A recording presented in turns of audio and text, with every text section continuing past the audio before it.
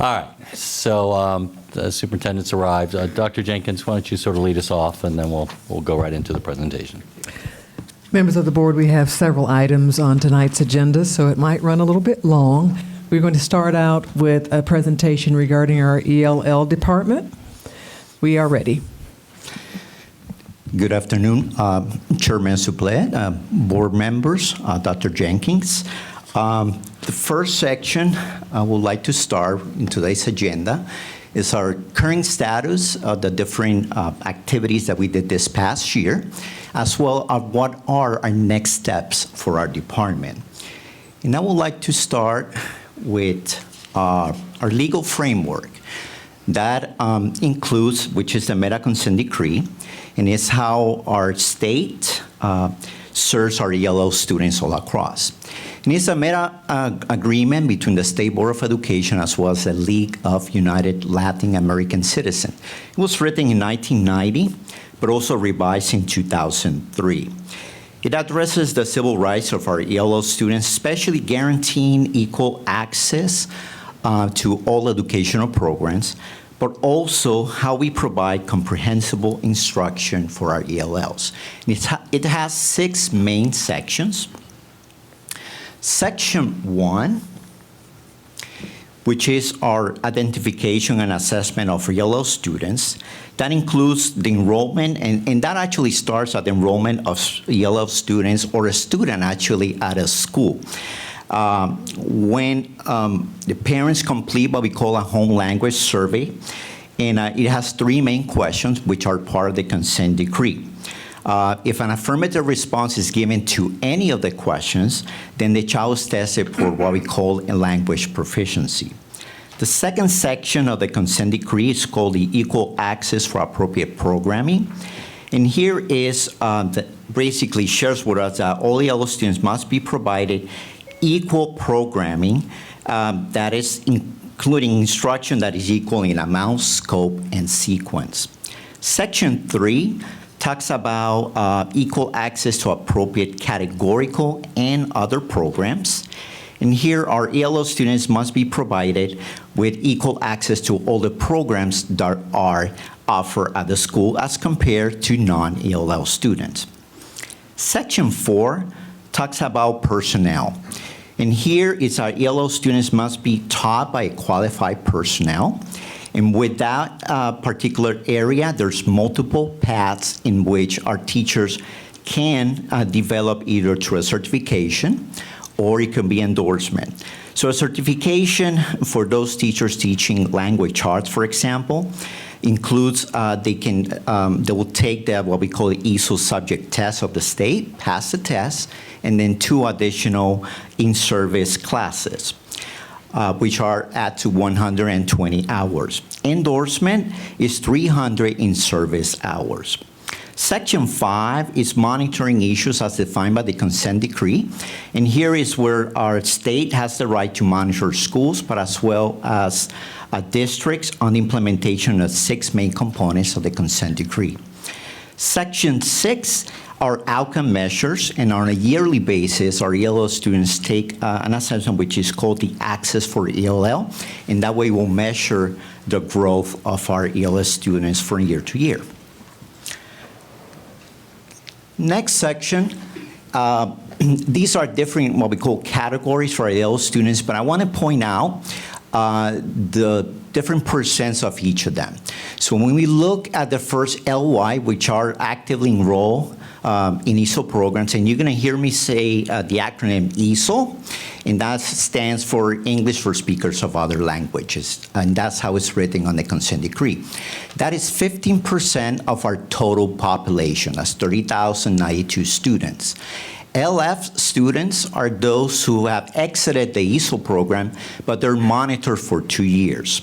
So what that monitoring looks like is that we look at the academic performance of the students for 2 years, and that's 5% of our total population. LC, those students who completed those 2 years successfully of monitoring, and that's 11% of our population.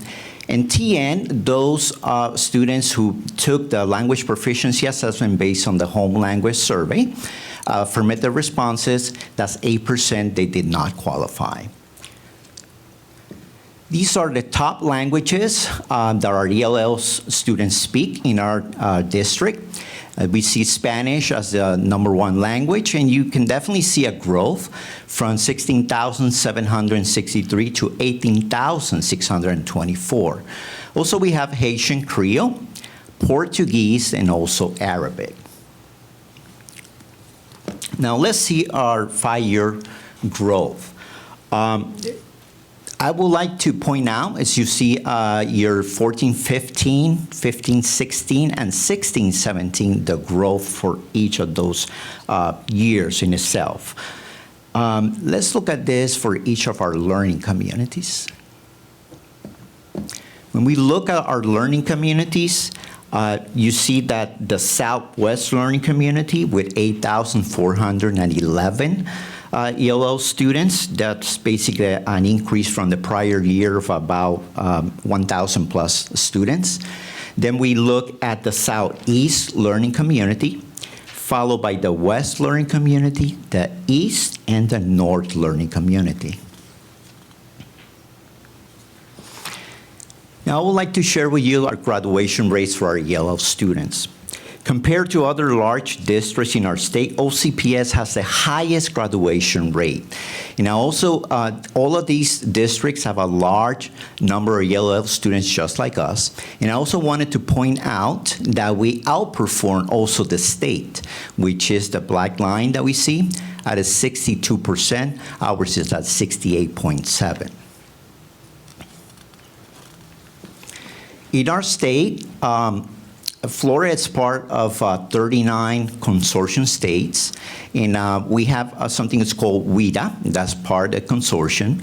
WIDA stands for World Class Instructional Design and Assessment, and WIDA was adopted by our state to create strong research-based framework for English language acquisition. This is the second year of implementation of WIDA. And WIDA creates an assessment that is given to our ELL students on an annual basis, and that is the Access for ELLs 2.0. It has two main components. One is it assesses 4 language domains, those are listening, speaking, reading, and writing, but also includes the 5 English language development standards. And those are basically the language that our ELL students use on a daily basis at school. So for example, we have language of language arts, the language of science, language of math, as well as language of social studies. So it's that academic language. Next slide talks about the diversity of our ELL students. Our ELL students are very diverse. First group is long-term ELL students and those who have been served in the ESOL program for 6 or more years. Then we have highly schooled newcomers. And these are ELL students who were in advanced classes in their own countries, as well as they were advanced in math, as well as science, social studies, and other different disciplines. Reclassified ELL students, the consent decree states that if a child leads a program, what we call ESOL program, it's monitored for 2 years. And if the child is having difficulty in the class, then we can convene what we call an ELL committee. We look at the progress of the students, and in some occasions, the child can be reclassified into ESOL. That's not a practice that we see very often, but it's part of the consent decree. Then we have migrant ELL students and students with interrupted formal schooling. Those who in their own countries, for many reasons, they stop their formal education from 1 or even more years. And then we have special education ELL students, those who might have a specific disability, but we also have gifted ELL students. So our consent decree talks about districts providing research-based instructional models to accelerate the English acquisition of our students. Here in our district, we have 4 main ones. The first one is the one-way transitional program model. Here, the composition of the class is all ELL students, and instruction is done in both the child's native language, in our case in Spanish, and also English. The main goal is transition the student into an all-English classroom by 3rd grade. Then we have our two-way dual language program model. And when we're looking at research, it's one of the program models who has the highest outcomes for ELL students as well as other groups.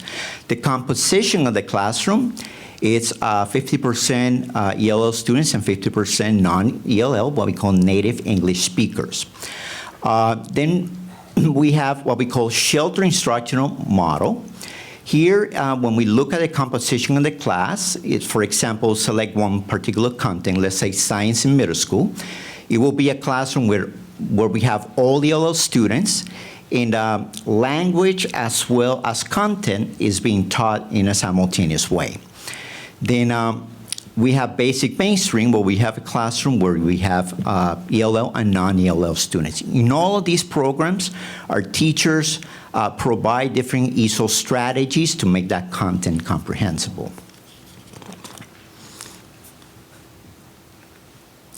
Here are some of the professional development that we provided this past year in our department. You can see definitely a focus on the WIDA framework, even though this is our second year of implementation. We want to continue to build that capacity and having a deeper understanding of the framework.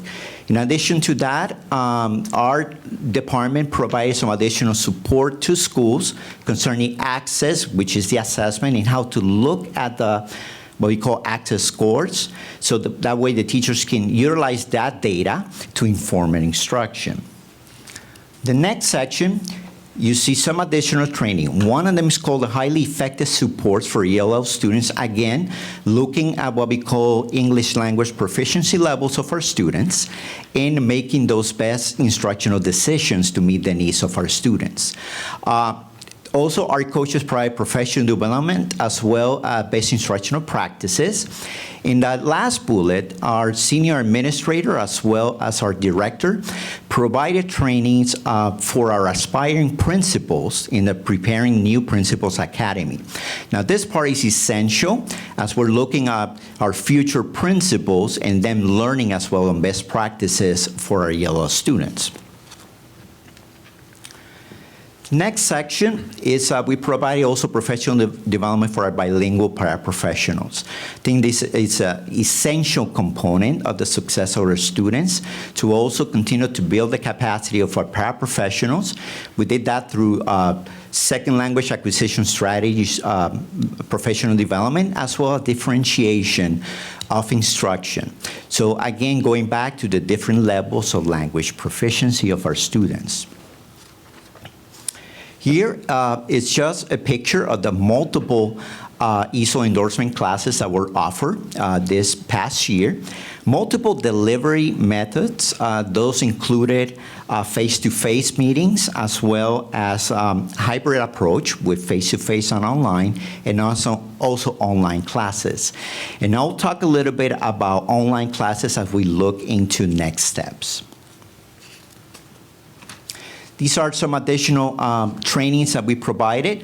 Our teachers provide some modeling lessons for our teachers at their assigned schools. Also facilitated professional learning community sessions at their assigned schools, and participated as part of the corrected program schools walkthroughs. And part of the process is also to provide feedback as part of the planning process for ELLs.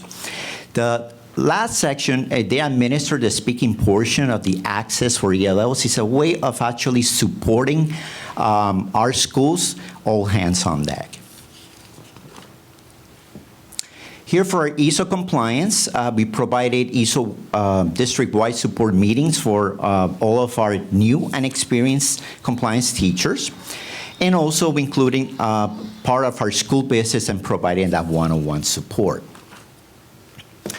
We have as a district a procedural handbook that includes multiple step-by-step processes concerning ESOL compliance, in which are all the 6 main components of the consent decree.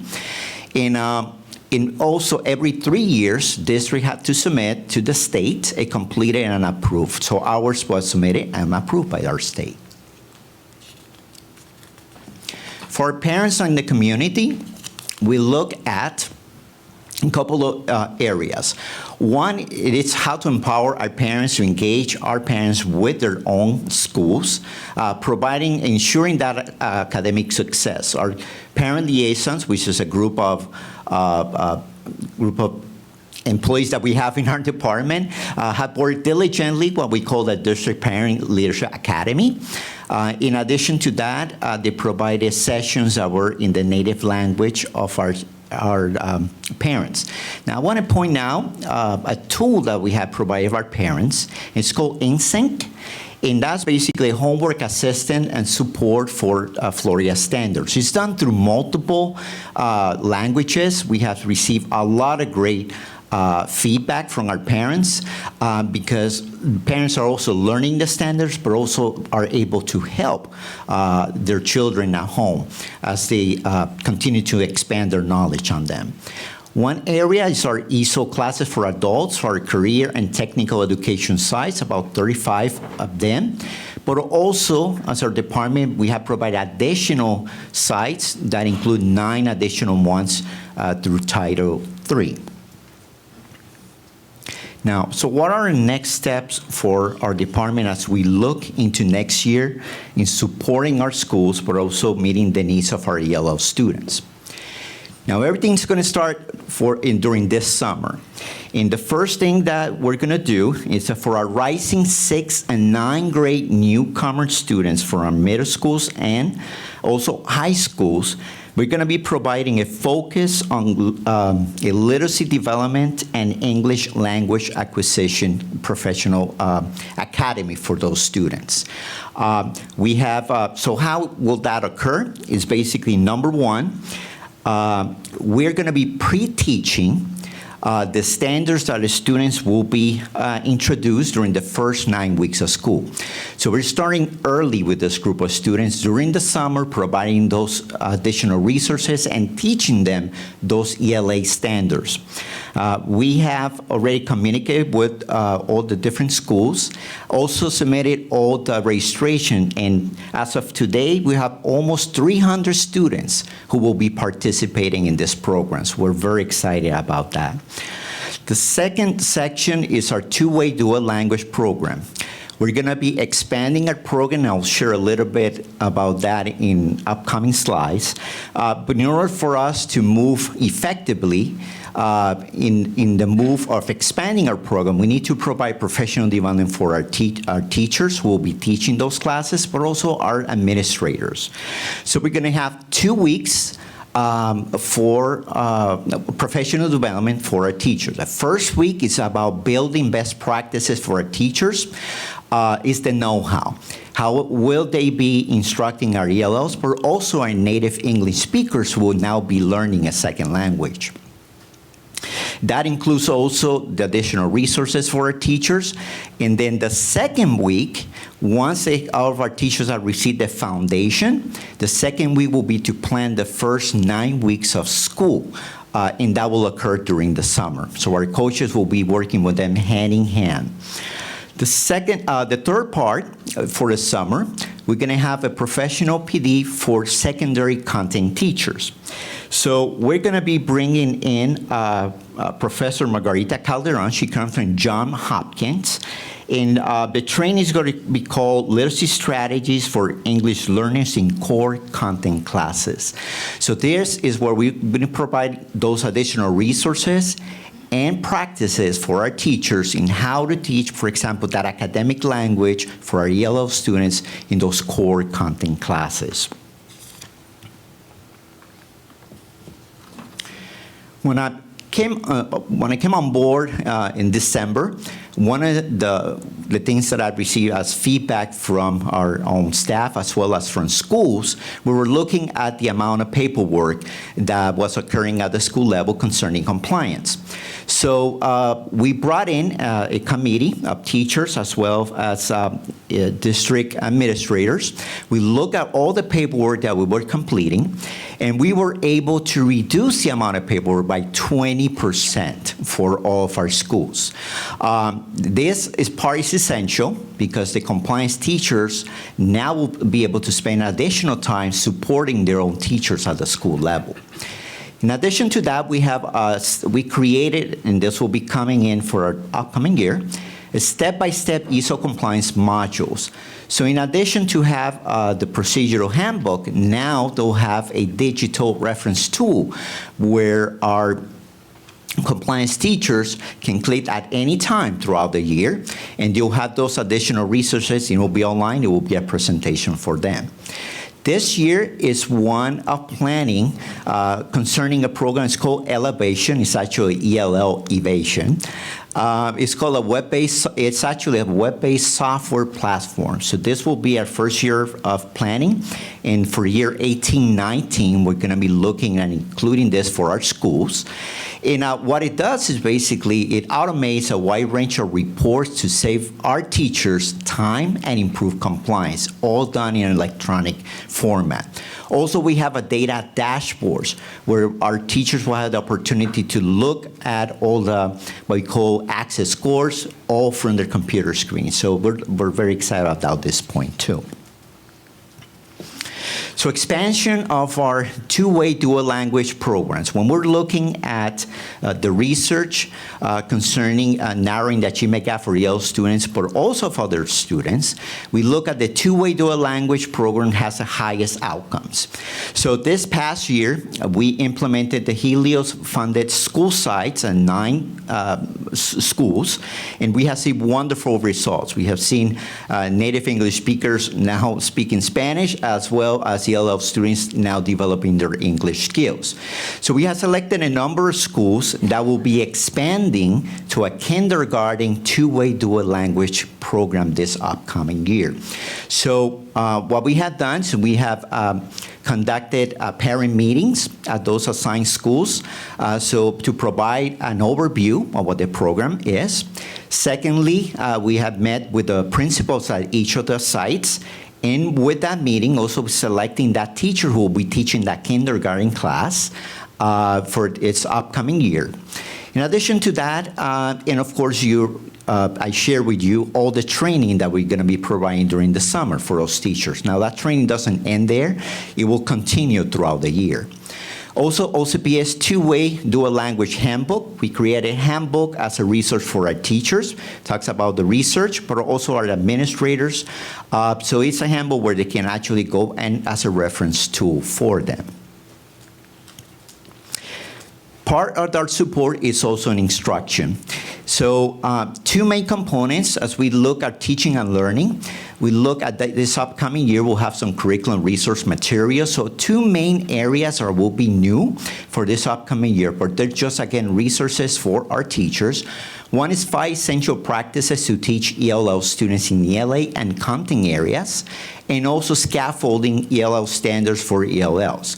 So what we have done is we have selected a group of ELA standards. We identified what are the targets of those standards, and then we have created a specific step-by-step process in how to teach those standards without lowering the rigor for our ELL students. In addition to that, for our upcoming year, we'll be including more online ESO classes. Part of the feedback that I have received, that more and more teachers would like online classes. It's very convenient for them. So we're listening to what the proposal is from them, and we'll move forward with that. Finally, this comes from also our teachers in our schools, where they would like some additional technology resources for their schools. And those are for newcomer students. Those include Rosetta Stone for middle school and high school, as well as Imagine Learning for elementary and newcomer ELLs. Again, the focus is to build those foundational skills and have the students having the opportunity also to use these kind of resources from home as well. Then we'll have the iStation for one-way transitional and two-way dual language. iStation provides also a Spanish language component to it, which is also going to help our native English-speaking students as they start to develop those language skills and literacy skills in Spanish. That concludes my presentation. Thank you, William. Members of the board, I neglected in my distraction when I first came in to mention, but you heard in his presentation, Mr. Bond has been in charge of the department now for 6 months. Under the very capable leadership of our Chief Academic Officer, Dr. Vasquez, we are certainly pleased with the progress being put in place. I have to say again publicly for the recognition we received in Washington, D.C. a couple of days ago, it really is an indication of the very strong team that we have and a board that supports our efforts around our students from various countries speaking different languages. And so, as Senior Director of Multilingual Student Education Services, Mr. Bond brings great strength to the position. When he was principal at Oakshire, his data was extremely impressive. His time with the Minority Achievement Office as well. So we are pleased with his leadership these past few months. Ready to answer any questions and listen to your discussion. Chairman? All right. Thank you, Dr. Jenkins. Great presentation, Mr. Bond. Thank you. you. Ms. Cobert. Thank you, Mr. Bond. That was a great presentation, both in depth and breadth. The area that I serve and share with Ms. Flynn and Ms. Gould, as you can see, is one of the highest growth areas for our English language learners. So this is of particular importance to me. A couple of things I love, the summer academies and pre-teaching the content to those rising sixth and ninth graders. I think that's great. Even with native English speakers, when you expose them to material ahead of time, it makes it easier. So given this additional stress that they have, I think that's a great idea. I actually would love to see even more dual language programs as our demographics change. This is who we are now, and I think native English speakers would benefit from that as well. On the professional development for our teachers, I know you have online and hybrid, and that the professional development is free. Are the teachers compensated for that professional development time? For the ones that are being done during the summer, for example, for two-way classes, as well as their curriculum, yes, they are. For the regular ESOL endorsement classes, that part is part of the process, but they don't get compensated for those. Okay, and given the need that we have for this certification, I think that is an investment that we really need to make as a priority.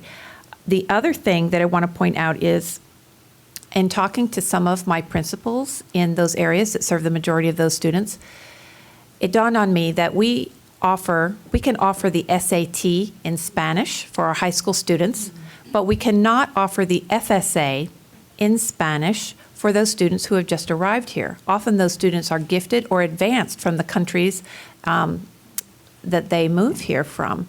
And something that I would like to look at as a board is lobbying to enable our students to, in those first 2 years in their transition, to be able to take some of those exams in their native language.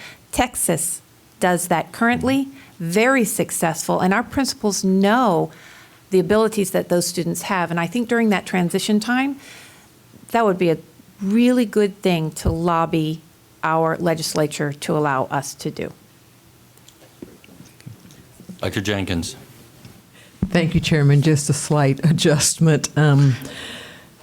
So the SAT is something that we're just embarking upon, so I don't want anyone to think that that's been formally endorsed at this point or approved. State of Florida has long resisted any option for offering the state exam in Spanish or in other languages, and so I think it's still a conversation as the demographics of the state continue to change that there ought to be some consideration for.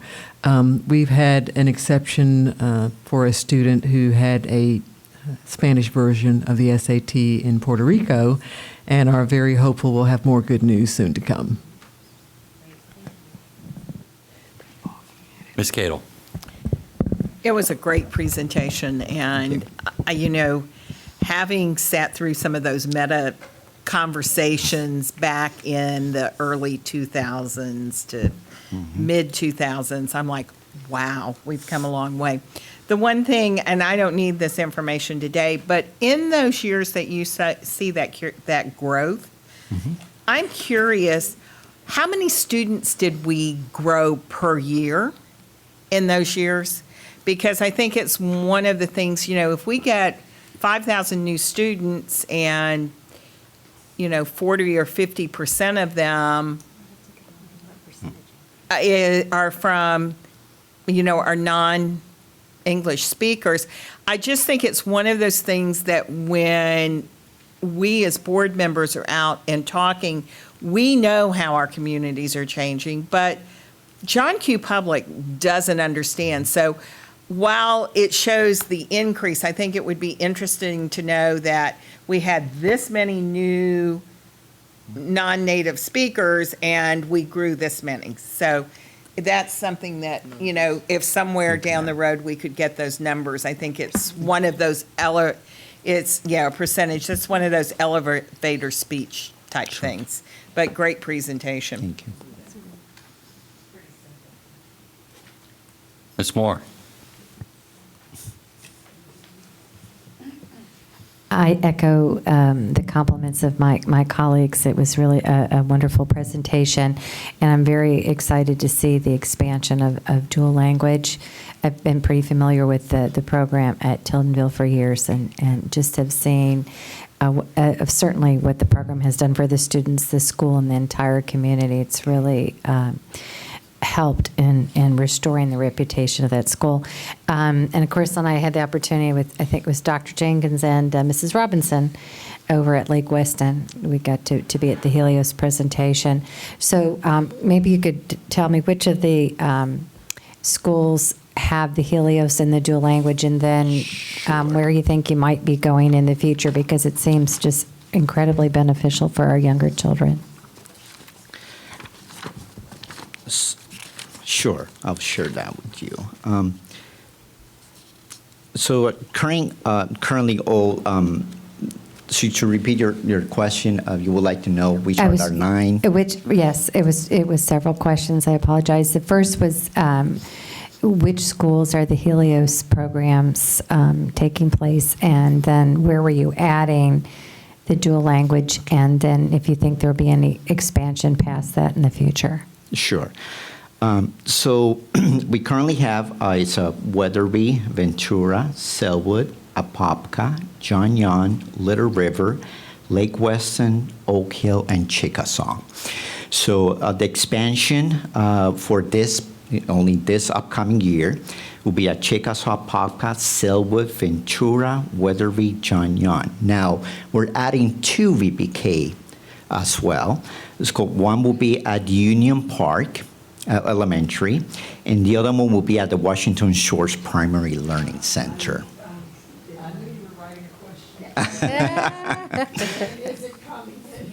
Now, of course, that will be for this upcoming year. We're going to continue to expand year after year. Right. So if I understood correctly, in District 7, so you're going to have the dual language kindergarten at Zellwood and Apopka, is that correct? Correct. I knew the principals had been on a trip out to Texas. I heard about it. I know they were excited. Yes. I think those were very good choices. Mrs. Gordon will probably agree with me as well. Well, thank you for that, because I really believe it'll have paid dividends for the children in the community. Thank you. Mrs. Gordon. Thank you, Mr. Chairman. Thank you, Madam Superintendent. It's a great surprise. Okay, I'm like Mrs. Moore. I wanted to know, okay, did it really get there? I think the parents are really going to be very impressed at the Washington Shores Center for learning with that. This is just wonderful. So therefore, that was one thing. I'll scratch that off the list, okay? I, too, have been involved with when Joey really went through this with us with the meta degree and the meta descent degree. I do want to know, I was fortunate enough to attend with, I think, Ms. Flynn and Ms. Cato and Dr. McKelvey and Dr. Marie Vasquez. I do think we need a little bit more information coming from the Council of Great City Schools shared a lot with us in reference to the meta degree nationwide. I do feel that this board needs to be informed under the new leadership of the new president of what's going to be happening there. So we don't want to just think everything is rosy and cherry when we really don't know Okay, so I think that needs to be brought forward to the board at a later date, and I think the chairman, I'm sure he'll make that happen for us, okay? And the next thing on the expansion, I do want to commend you, Dr. Bonds, for the expansion of the professional training for the support staff. That is so important, and for you to be able to expand that is just unbelievable. And we do thank you for Oak Hill, and I'm getting other schools, all of us are getting other schools in reference, similar to Oak Hill Elementary. I would like to see, it's just not enough. That's why I'm a little afraid of, I don't know what this new national administration is going to do with all of the efforts that this board has placed forward and helping our students of other language and our students that need to know and learn another language. We have got to learn the languages. It is very important, and if we do not give it to our children now, then when? And to start now is about the best that we could do. This is a very fine report. There is one part I would like for you to go to when you gave us the ELL growth following, it's between the graduation rates and the learning community. I'm going to ask Mr. Chairman if he would allow me to ask the superintendent. I was talking just with Ms. Flynn looking at the East, and I know Mrs. Corbett alluded to the East community where she shares with Ms. Gould, but I think we're leaving out a lot of those that are in there. Is it some way that I can ask the superintendent to really break this down into school board areas just for our knowledge? Because the reason why, I don't know where I am, but I know where we are going, and I know who we have in our districts. We know who we have in all of our districts. And when we do it by the 5 learning communities, it does not serve justice. We cannot see it, okay? Because to look at Ms. Flynn down here, it's no way in the world she could be down on the bottom because she encompasses maybe 2 other learning communities. I think I'm going to speak for myself. Ms. Flynn could speak for herself on that issue. I have to speak for myself on this to the superintendent, that the learning community growth does not justify where the growth is in School Board District 5. So I would like to know where the growth is in School Board 1. Where's the growth? And what schools are impacted? That's the kind of data I need to see. Where is the growth in School Board 2? And what schools are impacted using this type of scale? Where's the growth in 3? Where's the growth in 4? Where's the growth in 5, 6, and 7? That would be important to me. Okay. Then we as a board could look and be able to evaluate this a little bit better and provide the additional and needed resources that we need in the school. But when you lump them together like this, I would put all of my effort in it looks like the Southwest. That would not be. I would say, well, Mr. Chairman, I think take a look at the learning growth, the learning community growth. We need to put more resources within the Southwest. I don't think so.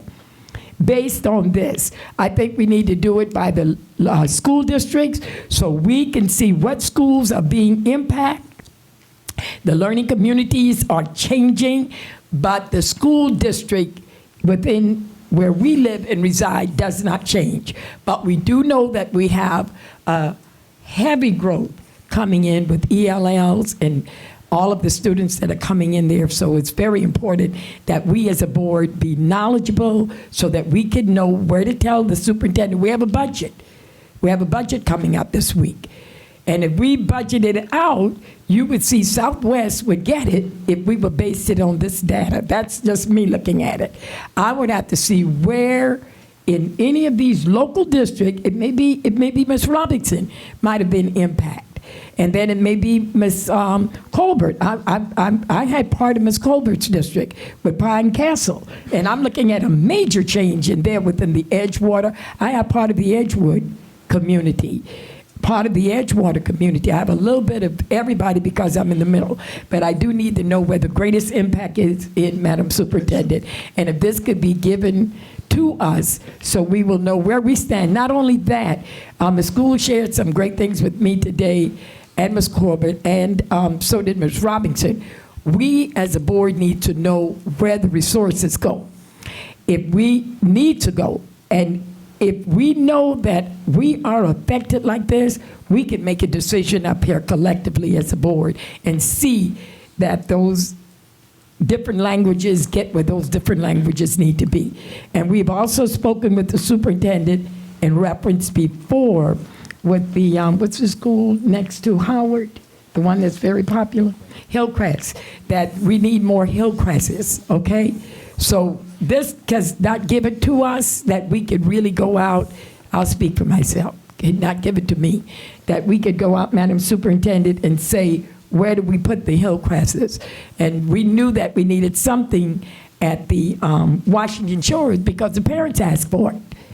They asked for it. And then when you have, and I have to let the record reflect this, when you have a lot of Hispanic paraprofessionals and teachers within a learning community or within a school district, and they are constantly speaking their language, then it is difficult for the child to transgress what's going on.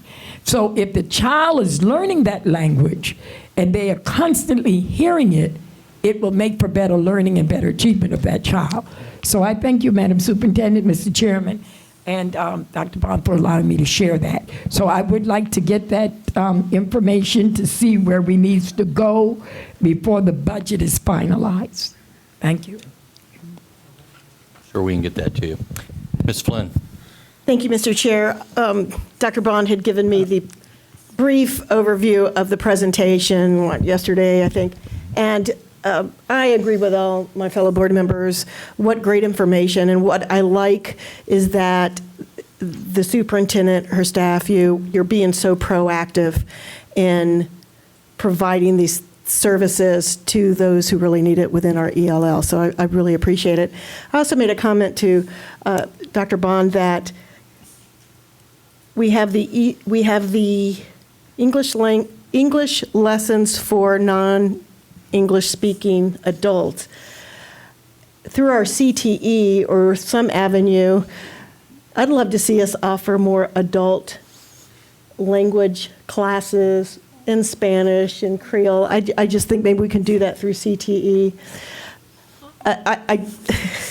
It'd be nice for everybody to speak two languages, following Mrs. Gordon's train of thought. And I also, which is not included in this presentation or the work, but again, I think all of our students can benefit from learning a foreign language. So I would press on with that as well for even our non-ELL. But for these students who come to us not knowing the main language that tests are given, textbooks, I think it's terrific how forward-thinking and proactive that you're being. So thank you. That's what we need to do to have these children succeed. And you're living up to our motto. So thank you so much, you and the superintendent and the whole staff. All right, well, seeing no further questions, great presentation again. Thank you, Mr. Bond. Thank you. Dr. Jenkins. Thank you. We're ready for our next topic, which I believe is athletic facility equity.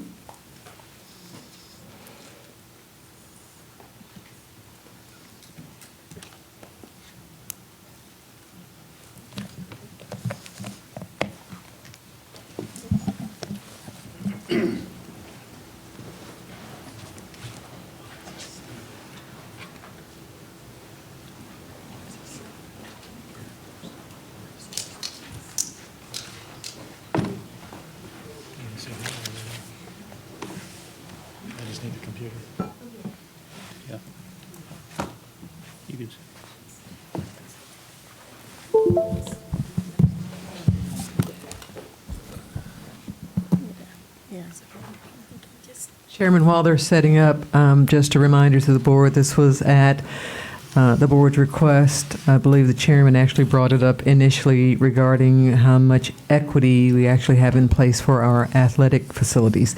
Two things we have to keep in mind as we go through what the facilities findings are.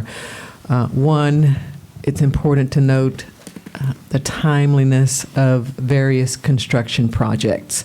And so when you see, for example, the various sizes or capacities of football stadiums, you will notice they are usually time dated.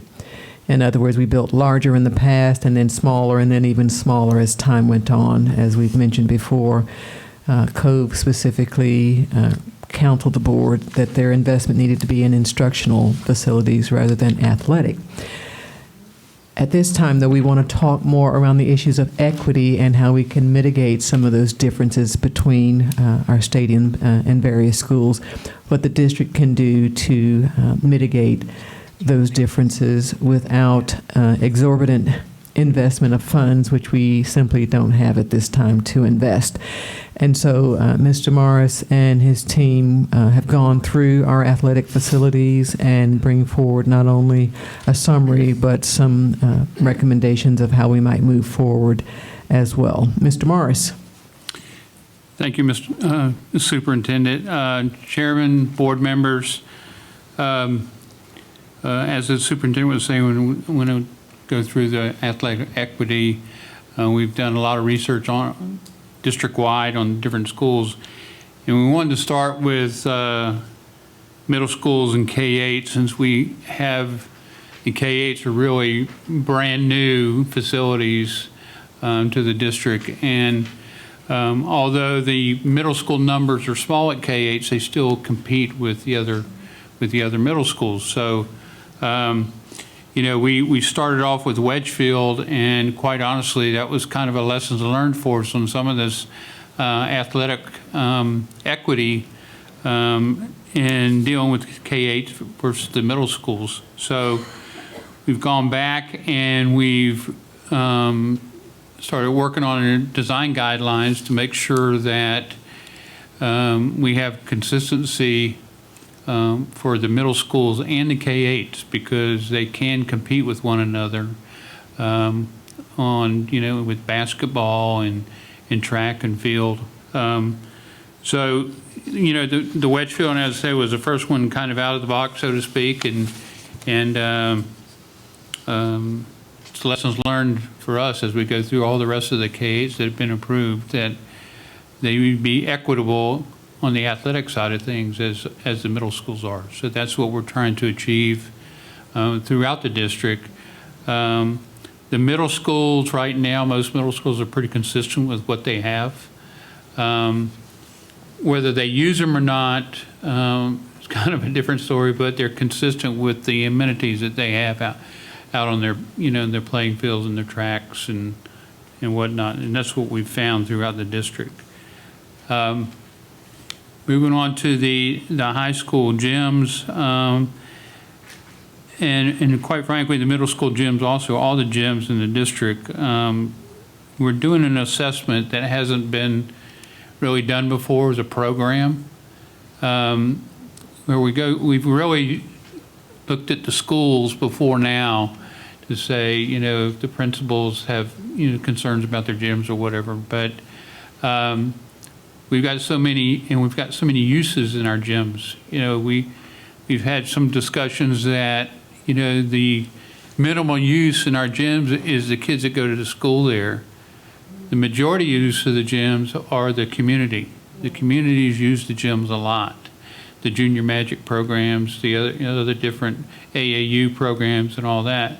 So to keep the gyms in good shape, and mainly the floors, we're going through and starting a program that we've been doing some of it through the schools, but we're really going to do it as a specific program for the middle schools and high school gym floors. The reconditioning is pretty minimal, and that's what we want to try and do, is make sure we stay reconditioned so we don't have wood problems with the floors. So that's the gym floors as we're going through. They're all pretty consistent right now with one another. Depending on the use, one may need reconditioning sooner than the other one. Every couple of years is what we're looking at as far as reconditioning.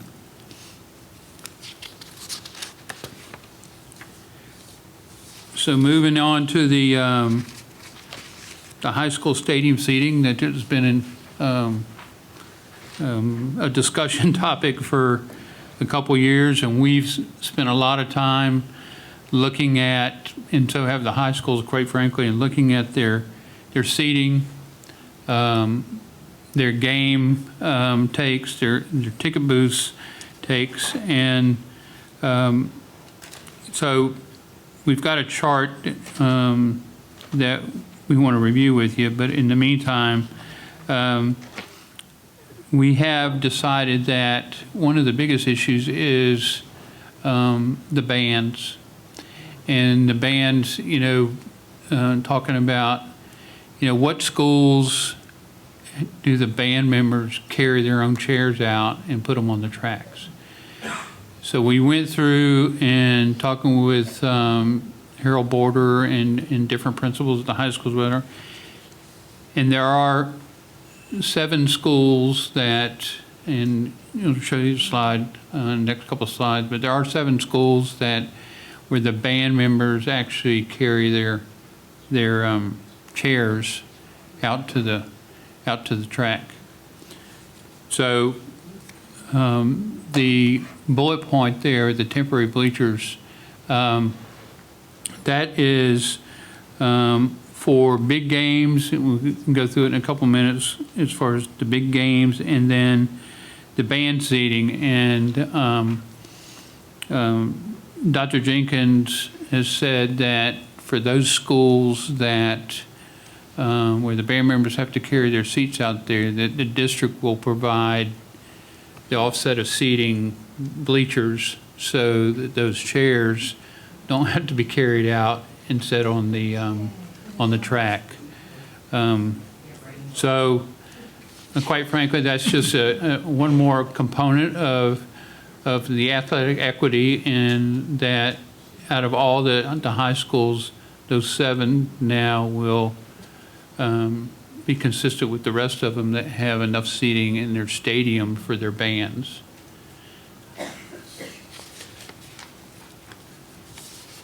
So here's the data that we were looking at as far as their stadiums.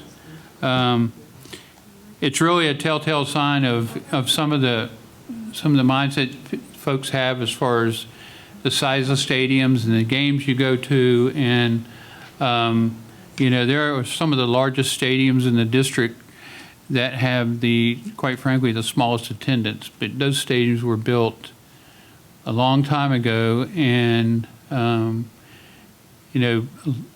of those stadiums fit the bill on some of the games, and some of them will never fill their seats up. And so now we have the prototypical high schools that we've been doing, which were, for example, East River, Lake Nona, and those schools have smaller stadiums, and that seems to be a focal point on a lot as far as crowds, what big games occur, and the different rivalries that are happening, because like now, Lake Nona and East River is a rivalry between those 2 new schools. Depending on where they play, there's a good crowd there. So we've looked at that. We've looked at the big games that we mentioned before, and if they're big games, we're talking to the schools and the principals about what do they perceive their big games to be, and based on basically their home games, the district is looking at leasing a bleacher section, which is 250 seats, for those big games at those particular schools to add some more seating. So moving forward, some of the big games that are once or twice a year for schools. That's why we're looking at the leasing and, you know, looking at over the next year or so, what is that? Is there growth there that warrants permanent seating, or is it just makes sense to lease them for the big games? And right now, it looks like, you know, the leasing is the frugal way to do it right now to see really what the crowds are going to do. If you can cover the big games, because some of the schools have 2 big games, some of them have a few big games, but not all their home games are big games or big crowds, as you can see on the chart.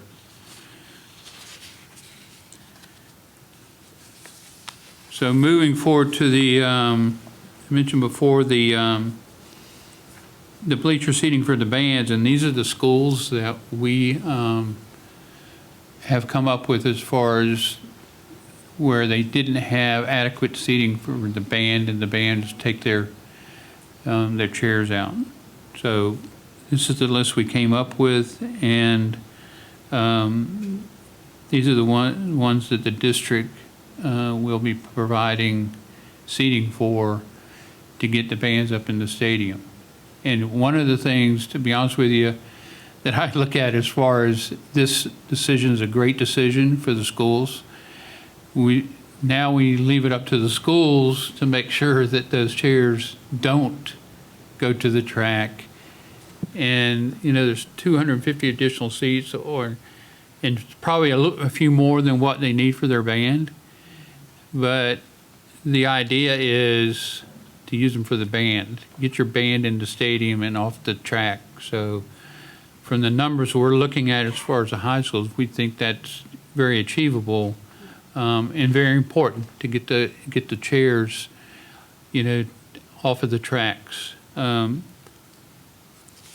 those are the schools that we've come up with as far as, you know, the band issue and additional seating. So the biggest reason for getting the chairs off the track is this slide right here. If we, as a district, are going to, and we're moving towards the possibility of putting rubberized tracks on the high schools, you can't put chairs on it. You know, right off the bat, it's a detriment to the surface, and the district is looking at making a tremendous investment in all the high schools, and they'll all be equitable as far as their running surfaces. I think that anybody that, you know, that comes into Orange County District and with our athletics, it's a real positive for the high schools, a real positive for the district, that each high school, you know, has the capability of, you know, hosting their own meets. And so we really think it's real positive. We're going to be very protective of the tracks and maintaining them. And that's why we went through the issue with the chairs before, because vitally important that these schools realize that if the tracks go through this transformation and all the high schools have rubberized track, we've got to take care of them. And of course we will, and then we look for the schools to do the same thing. That means no driving on the tracks and no uses other than, you know, than walking and running on the tracks. So right now, there are 15 asphalt tracks in the district, and the Colonial track right now, for whatever reason, when it got built years ago, only has 6 lanes. So that's why we kind of show that as 6 lanes. All the rest of the tracks have 8, and that's your standard for high school track athletics. But so we have to rebuild or build 2 additional lanes for Colonial to make it 8, and then all high schools will have 8-lane tracks. And Colonial will be rubberized at this, with the same program. So all the high schools will have rubberized tracks. So you can see the investment that the district's looking at making on these on our high schools, as far as the rubberized tracks are concerned. Moving on to the kind of the miscellaneous items that still come into play at all the high schools, mainly,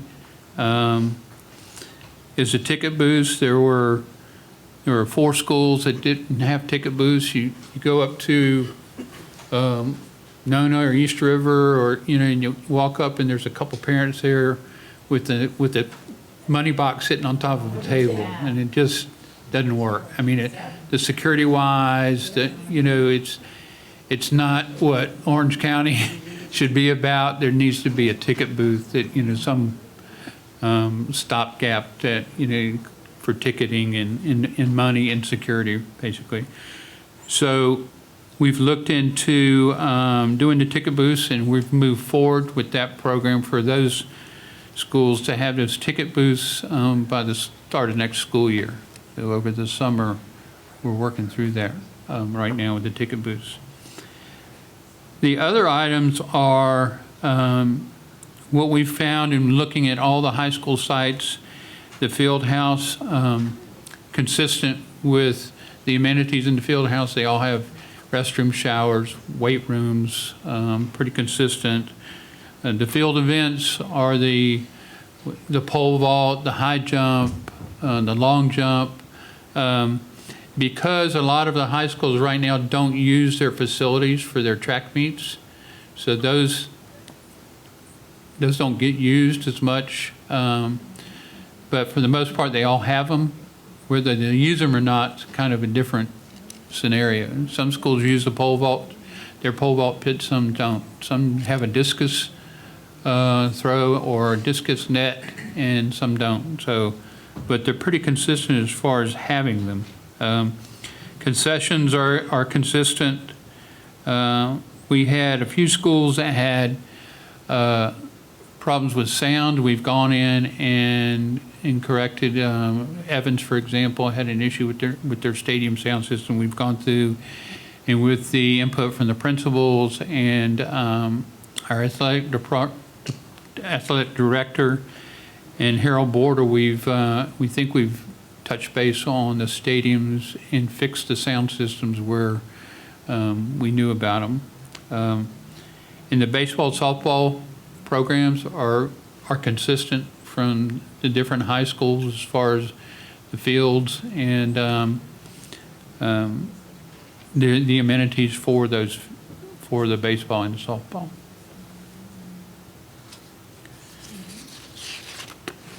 So with that, turn it back over to Superintendent. Thank you, John. Jeff, Mr. Hart, go back to slide 5 for me. I just want to make a couple of comments. I think a couple of things are worth reemphasizing before I get to that. First of all, we do have fairly consistent guidelines in place and facilities in place for most of our athletic amenities. The notion that some of our field events may be grown over or less used in some schools is noteworthy. It doesn't go without us noting it, and we've got our athletic directors looking into that. But this whole notion of equity, which is what the board asked us to look into, really does speak to something that the district should be doing in order to provide or ensure equity for all of our children, such as making sure we have refinished gym floors so principals don't purely have to depend on their gate for basketball games and saving enough money to refinish the gym floor. That ought to be a district standard for all of our schools. I think also the rubberized tracks, with the nod from the board, we've got resources in non-recurring funds. We've got resources that we can bring about that equity, because students running at one school versus students at another school and the impact of asphalt on the joints versus rubberized tracks, we believe that's a district responsibility as well. And we're quite pleasantly surprised that the cost would not be that significant. And so I would be looking for a nod from the board on those rubberized tracks. But here's the one that probably gets the most attention. It's around our stadiums. I want to point out a couple of things on that chart because sometimes what we've had as a response in the past is, but there are more people than the tickets because we let in a lot of free people, a lot of, staff and people with passes. And so if you'll note on your actual chart, it says ticket sold and attendance. So they've reported both. That second number is the one that we would go by. But what you will also notice is we have a lot of seats unfilled. And so 2 years ago, when athletic directors and others thought that they needed to have additional seating just because they were smaller than some of the larger schools, we challenged them to start tracking the data. Give us your gate information. You say you have more people attending than are paying, then give us your total attendance numbers. And so we've done that for a couple of years. And the challenge really was give us some data to base our decisions on if you indeed need some additional seating in your stadiums. And so pleased with that data review. And at this time, all that the data supports is that we might consider additional permanent seating in 2 of our smaller stadiums. That's all the data supports. If others would challenge it, look at the numbers, because the numbers simply do not support that others need more space. However, in the event of large games, we want to pursue equity. And I'll give you the biggest example. When Olympia plays Dr. Phillips, it's a huge rivalry. Dr. Phillips gets a nice gate.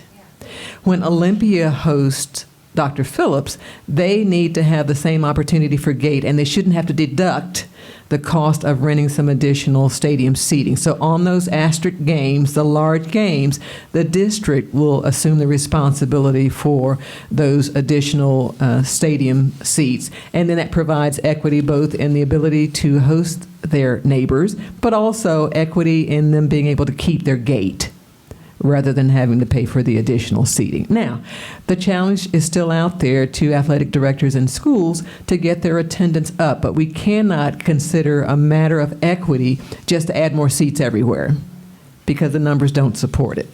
But where we have support with data, we can add some of those seats. I will tell you, I was a little disappointed even in some of our larger stadiums that we are not coming close to capacity in those stadiums. So I would have to admit, we haven't shown this presentation to Cove, but they would say we were right.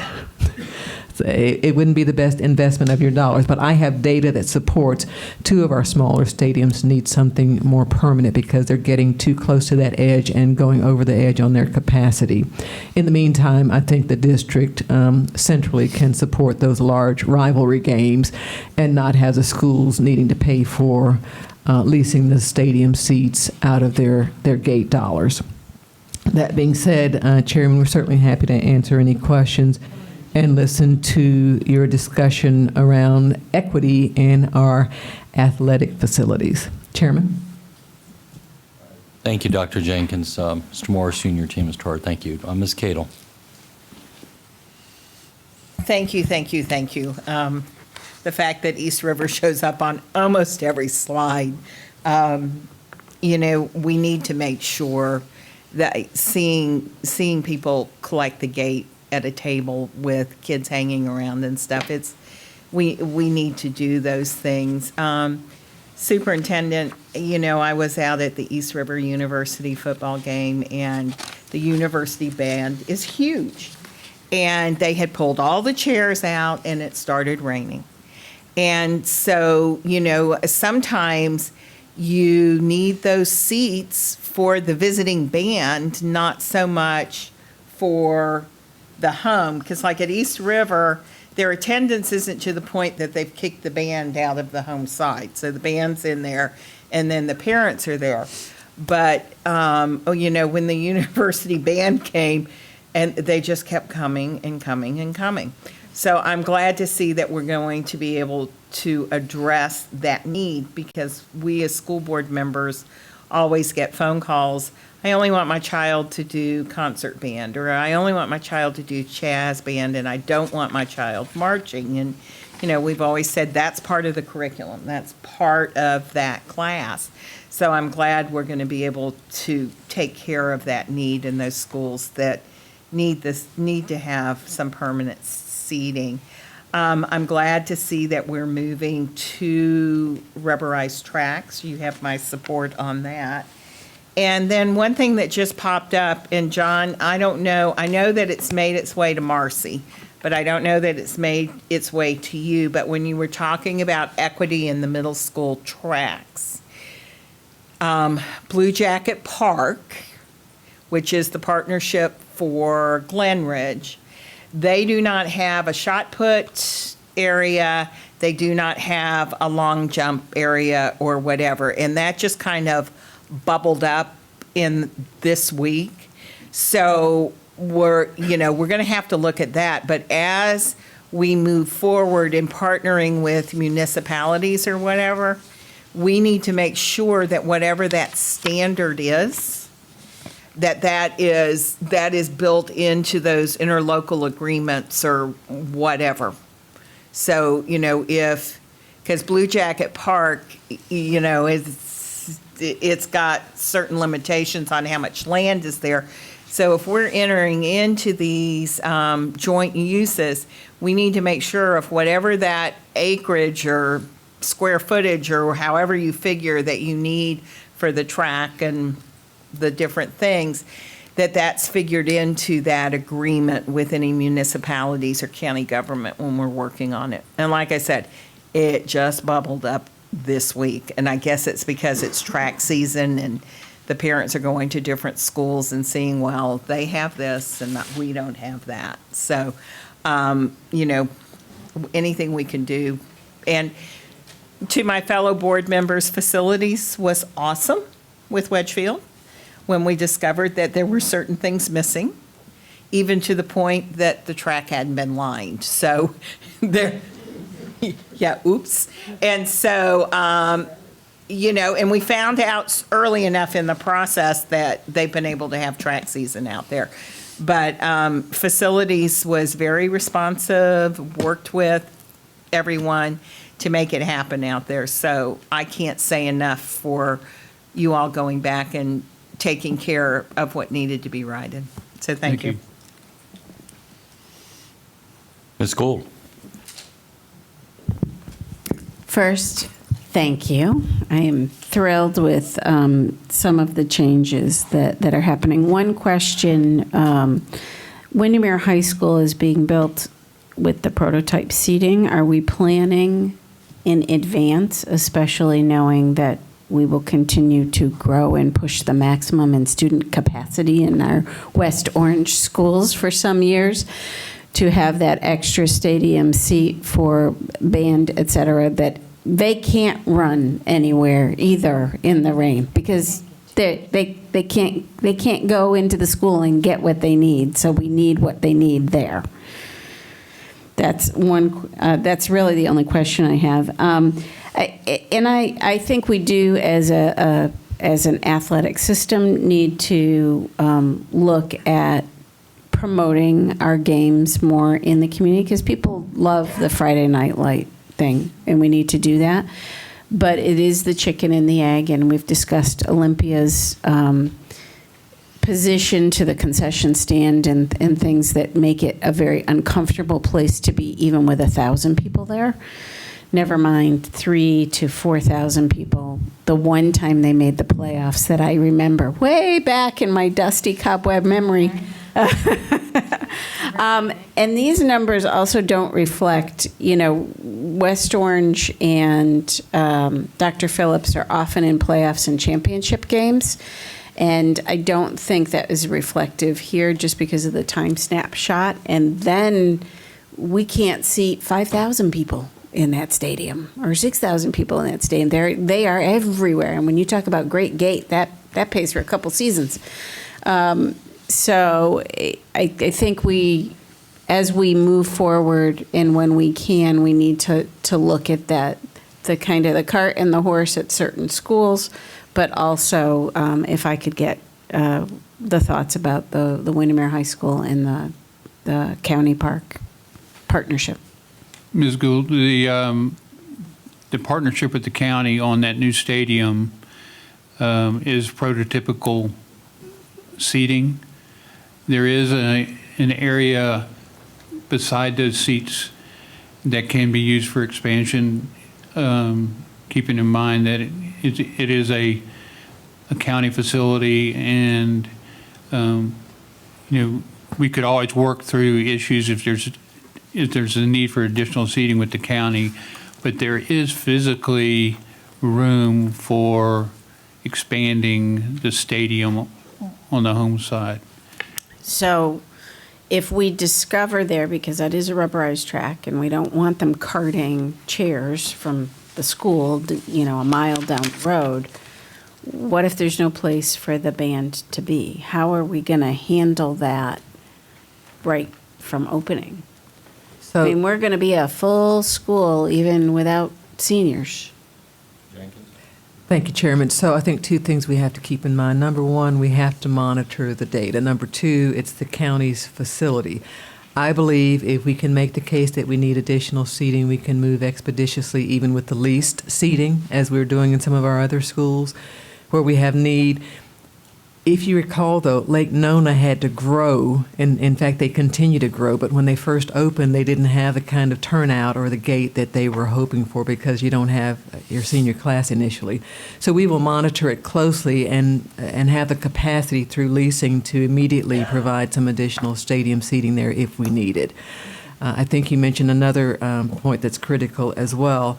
And because I want to be clear, we are not purely providing the additional band seating to protect the rubberized tracks. It's really because our students shouldn't be dragging chairs out. It's not fair to some band programs to have to drag their chairs out and then drag them back in after the game. So we want equity for those students as well. But as an addition, it would ruin a rubberized track, and so there won't be any dragging of chairs on that track at the new county facility because we wouldn't want to have to pay to repair it. So our students and band will be priority for the seating, and then we will move expeditiously based on the data. If we have space for it. If we have a need for additional seating, we can do that through leasing as well. Okay, thank you very much. Ms. Coburn. First of all, thank you. My Freedom Patriots will be so happy to have seating for their band and a ticket booth. That's wonderful. Thank you so much. And I'm very happy about the rubberized tracks. What I'd like to know, if you have the information, is a little bit more about a timetable for the ticket booths, the band seating, which if that's leased, I imagine we can do that in the fall, and the construction on the rubberized tracks. Excuse me. As I mentioned before, we're shooting for the ticket booths to be done this summer. The rubberized track, well, first we wanted to bring it to the board, and then we'll work with the individual schools and see what their schedules are. We're not thinking that we can just go in there and do 5 schools 1 year and 5. We need to work around the school schedules because all the schools have different uses, and they've already got scheduled uses for different programs, and some of them are not even school, and they're school related, but they're facility use programs that have already been set up. So we're going to work through our client liaisons and coordinate the track installations with the schools. Hopefully, over the next couple years, all the schools will be done. But we just don't know what the timeline.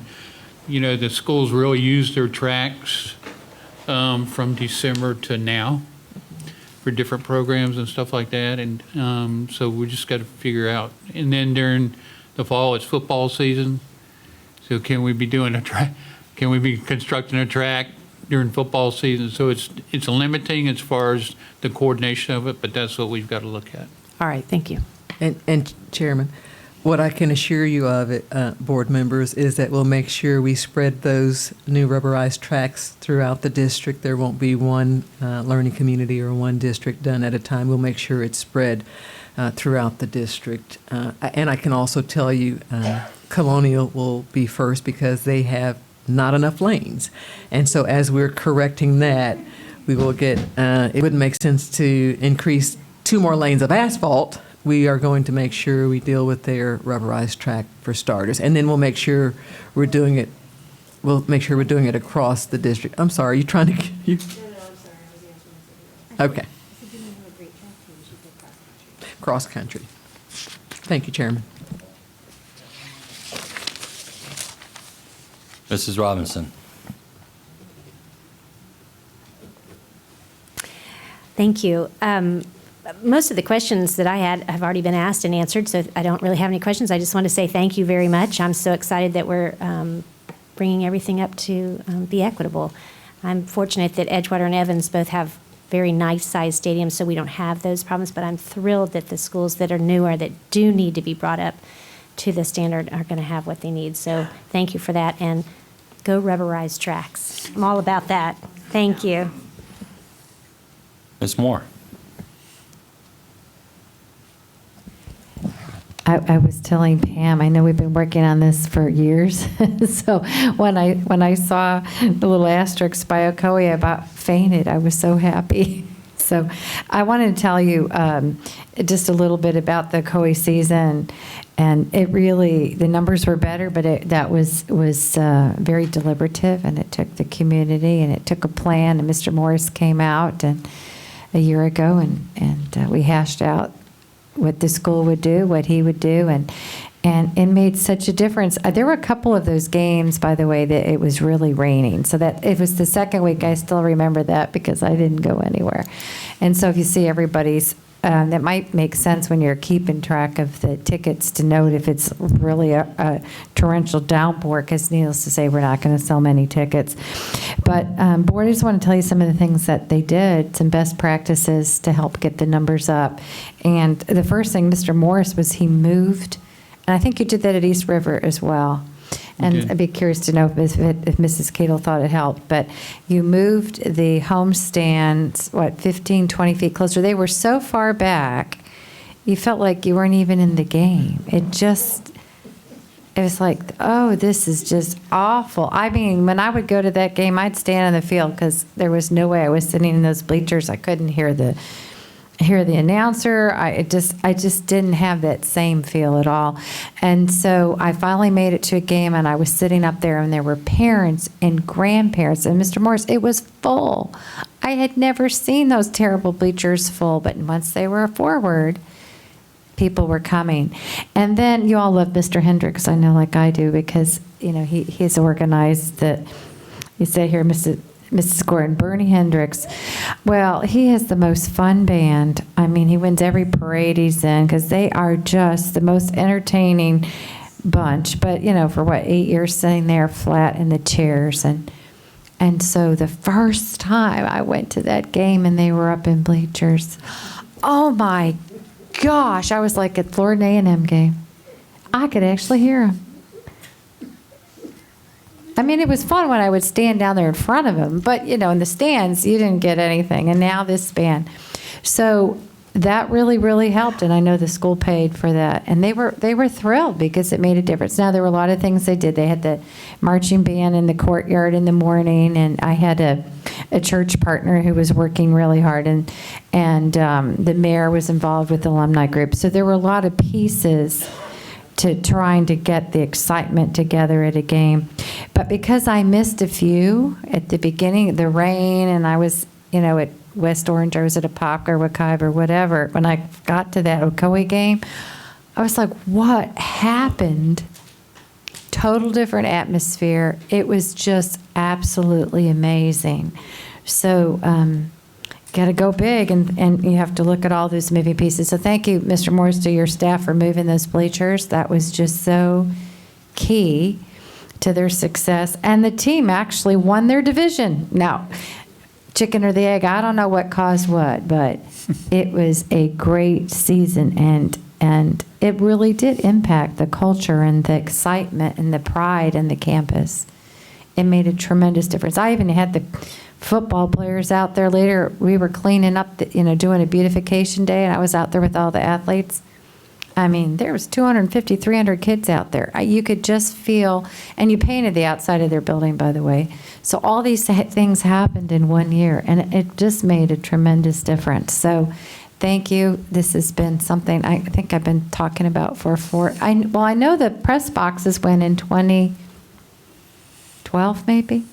2010 was the lightning strike. I have to go back. So I think we probably got the press boxes in 2012, something like that. So we've been working on this equity piece for a long time. So the rubberized tracks, of course, I would approve of those, and just so happy that we're here. And thank you, Mr. Sublette, for asking for this meeting. Really, really, really thank you. All right. Ms. Flynn. Thank you. Ms. Moore, I love the way you painted that picture. When I paint the picture, we'll go into Lake Nona, and seeing all the band members in the ground. They finally got a band seating, but not for the visiting team. So the visiting team band members had to, have to sit in chairs. And, they just look at you because we're the school board member, and they look at you and you look back at them. Now I can go back and say, how do you like me now? So I'm going to take some credit for this. But seriously, we stand there just having a stare off. So in regard to Lake Nona, am I correct? I heard comments that Lake Nona would get it, candidate for permanent additional seating, but I also saw them on the list for leasing. So permanent, they're going to get permanent, and that will be for this coming year, hopefully, this coming school year, the new school year? We're looking at that right now to see what the schedule would Okay. that be. But For seating? it's quite possible, yeah. Okay. Those are the two schools that get the COE, and Lake Nona are the ones that get the permanent. Thank you, because I was going to plead their case, because it's a growing area there. They're just within, 10 for hitting capacity, and it's just growing. So thank you. And they have quite a bit of school spirit, and so they do fill those. They fill the stadium. So thank you very much. You're going to make me a shero out there. And I'm going to take credit, too. I said I demanded. Thank you. Ms. Moore's name's not going to even come into it. But I'm just kidding. It's been a long day, so I'm a little bit on the thing. In regard to the tracks, thank you for working on colonials. Again, for the timing of that, I appreciated Ms. Colbert's question, because I had it down here too, and I understand that you're going to have to work within schedules. But if colonial is first because of that, adding the additional 2 lanes, again, are we talking within a year? Or, I hate to pin, but I'm going to. We had looked at starting Colonial like in June. We've been waiting for their season to be done with because right now, as you recall, we're using that for Stonewall Jackson's for the middle school also because of the construction going on in Inglewood and Dover Shores area. So we've kind of had to wait until the school year's almost over, and then we're going to crank up Colonial in June. And That's terrific. I don't know if Thank it's going to be done by the time school starts, but it will be done probably in the fall. Perfect, thank you. I wanted to ask you to go back to the middle school's athletic facilities, and this may not be within this scope, so if it's not, we can address it later. For schools like Liberty and Jackson, and I think Lee and a couple of others might have been in that window of renovation where they got sort of half of a renovation. I did hear you mention locker rooms, or was I imagining that? I was just going to ask about Liberty and Jackson and any of those schools within that time period that were renovated, if there is going to be any focus on the locker rooms. We're looking at the locker rooms across the board as far as one for equity to see. As far as refurbishing and stuff like that, we're looking at those as part of the capital renewal program for school. And when that might happen, at the very least, we are going to do the middle schools like we try and do the high schools every summer. We go in there and the coaches kind of throw everything out, and we go in there and steam clean from ceiling to the walls to the floors, all the inside of the lockers and everything. De-germ it. We really haven't done that every summer in the middle schools like we've done in the high schools, just because of the uses of them. Yeah. But we're gonna do that as in a program also for the Same. middle schools, as a steam clean, the locker rooms over the summer like we do the high school. Thank you, I appreciate that. And I know at Colonial High School, there were some issues with flooding of the weightlifting room. I can talk to you about that afterwards, just to see where that is. It might have been already repaired, but I was just following back around to see if that has been addressed. To be honest with you, there's a couple other schools, but I haven't heard about Colonial's weight Okay. room water issues. So, yeah, I can get with my client liaison and Okay. find that out for sure. Perfect. Again, I just think this is great. We're being proactive. I was just talking with someone about schools in another state community, and they were talking about how run down they were, and I started bragging about how great our schools are. So we really, we are a very proactive board. I was going to say fortunate, but there's been a lot of work in getting to that, a lot of vision, a lot of work into getting to that state of excellence for our facilities. And I, for one, appreciate all the work that you've done and this board has done. So I think we really need to be proud of those facilities, and I am. So thank you. Thank you. Mrs. Gordon? Okay, thank you very much, Mr. Chairman. I too want to give you accolades for bringing this up in one of your sessions. You were really serious about it, but I don't really believe that you understood all of the impact of it was going to get to this. This is awesome, and this will be a star in your crown, because you're the only one up here that doesn't have a district. You have them all. So I call that fairness. Dr. Jenkins opened up and then there's another word, what is it? Even-handedness. Because the hand goes around, and for so many years, hands have skipped over many of our schools, and we did not even get a chance to even give any input on it. Matter of fact, we didn't have any input until, you brought it in and brought in a lot of things that we all received input. We weren't satisfied with everything that was going on, but I think that we could say there's truly equity in our athletic facility on the presentation that they have brought before us today. Dr. Jenkins opened up her meeting by saying that she hopes that this board gives a nod to the rubberized tracks, but I think that her hope is when you do go for the consensus of this board on all of the reports that are coming before us today, that the equity is there. I know, Dr. Jenkins, you have your media person out there. Sherry is out there sending out good news now. I think this is one report that needs to hit the media.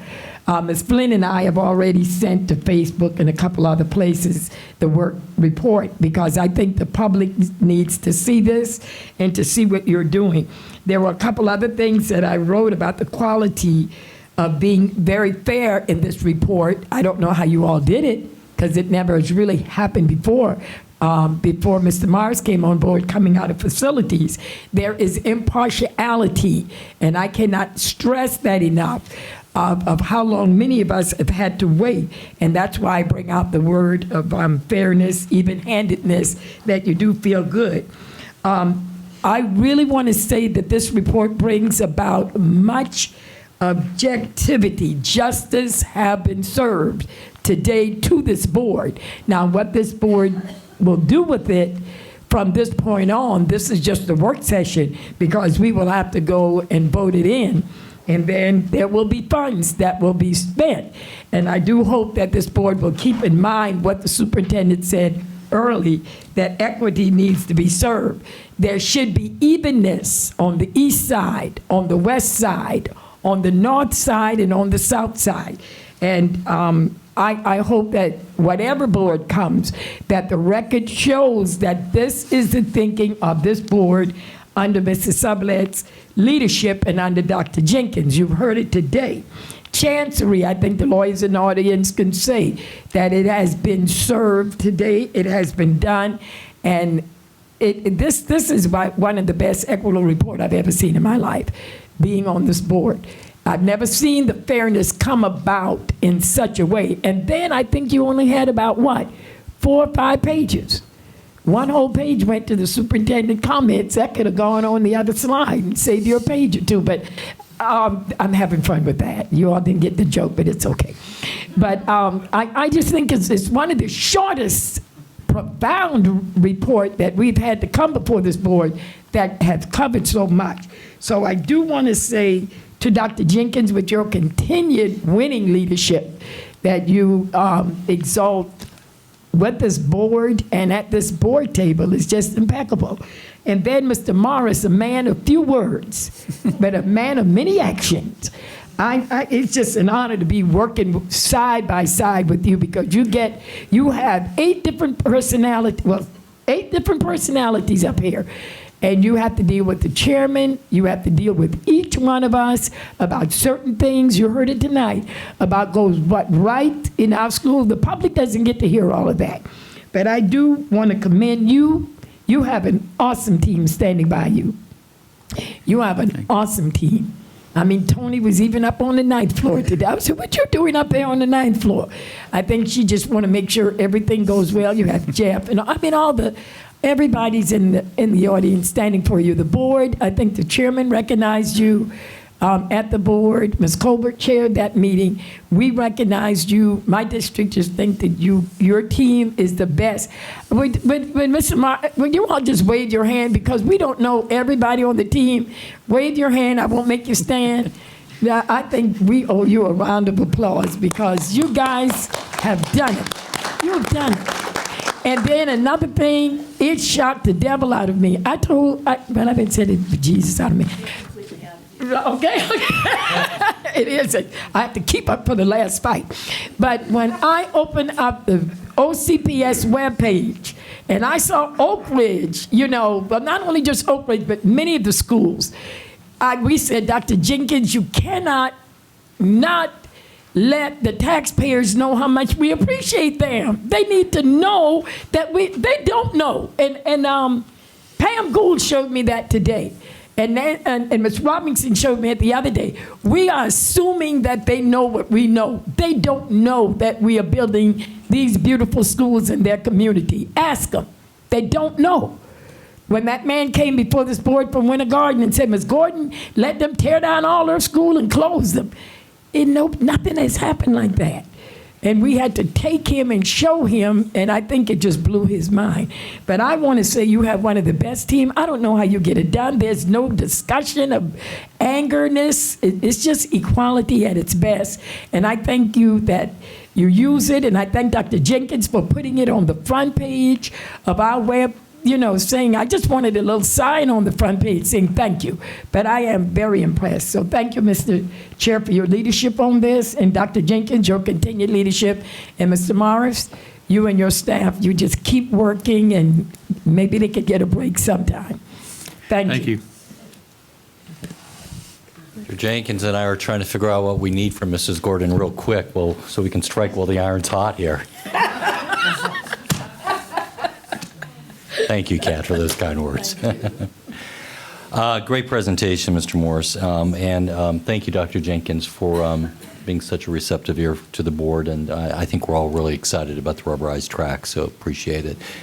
Are we still working on a cost-benefit analysis? I don't want to get greedy on artificial turf fields. We've done a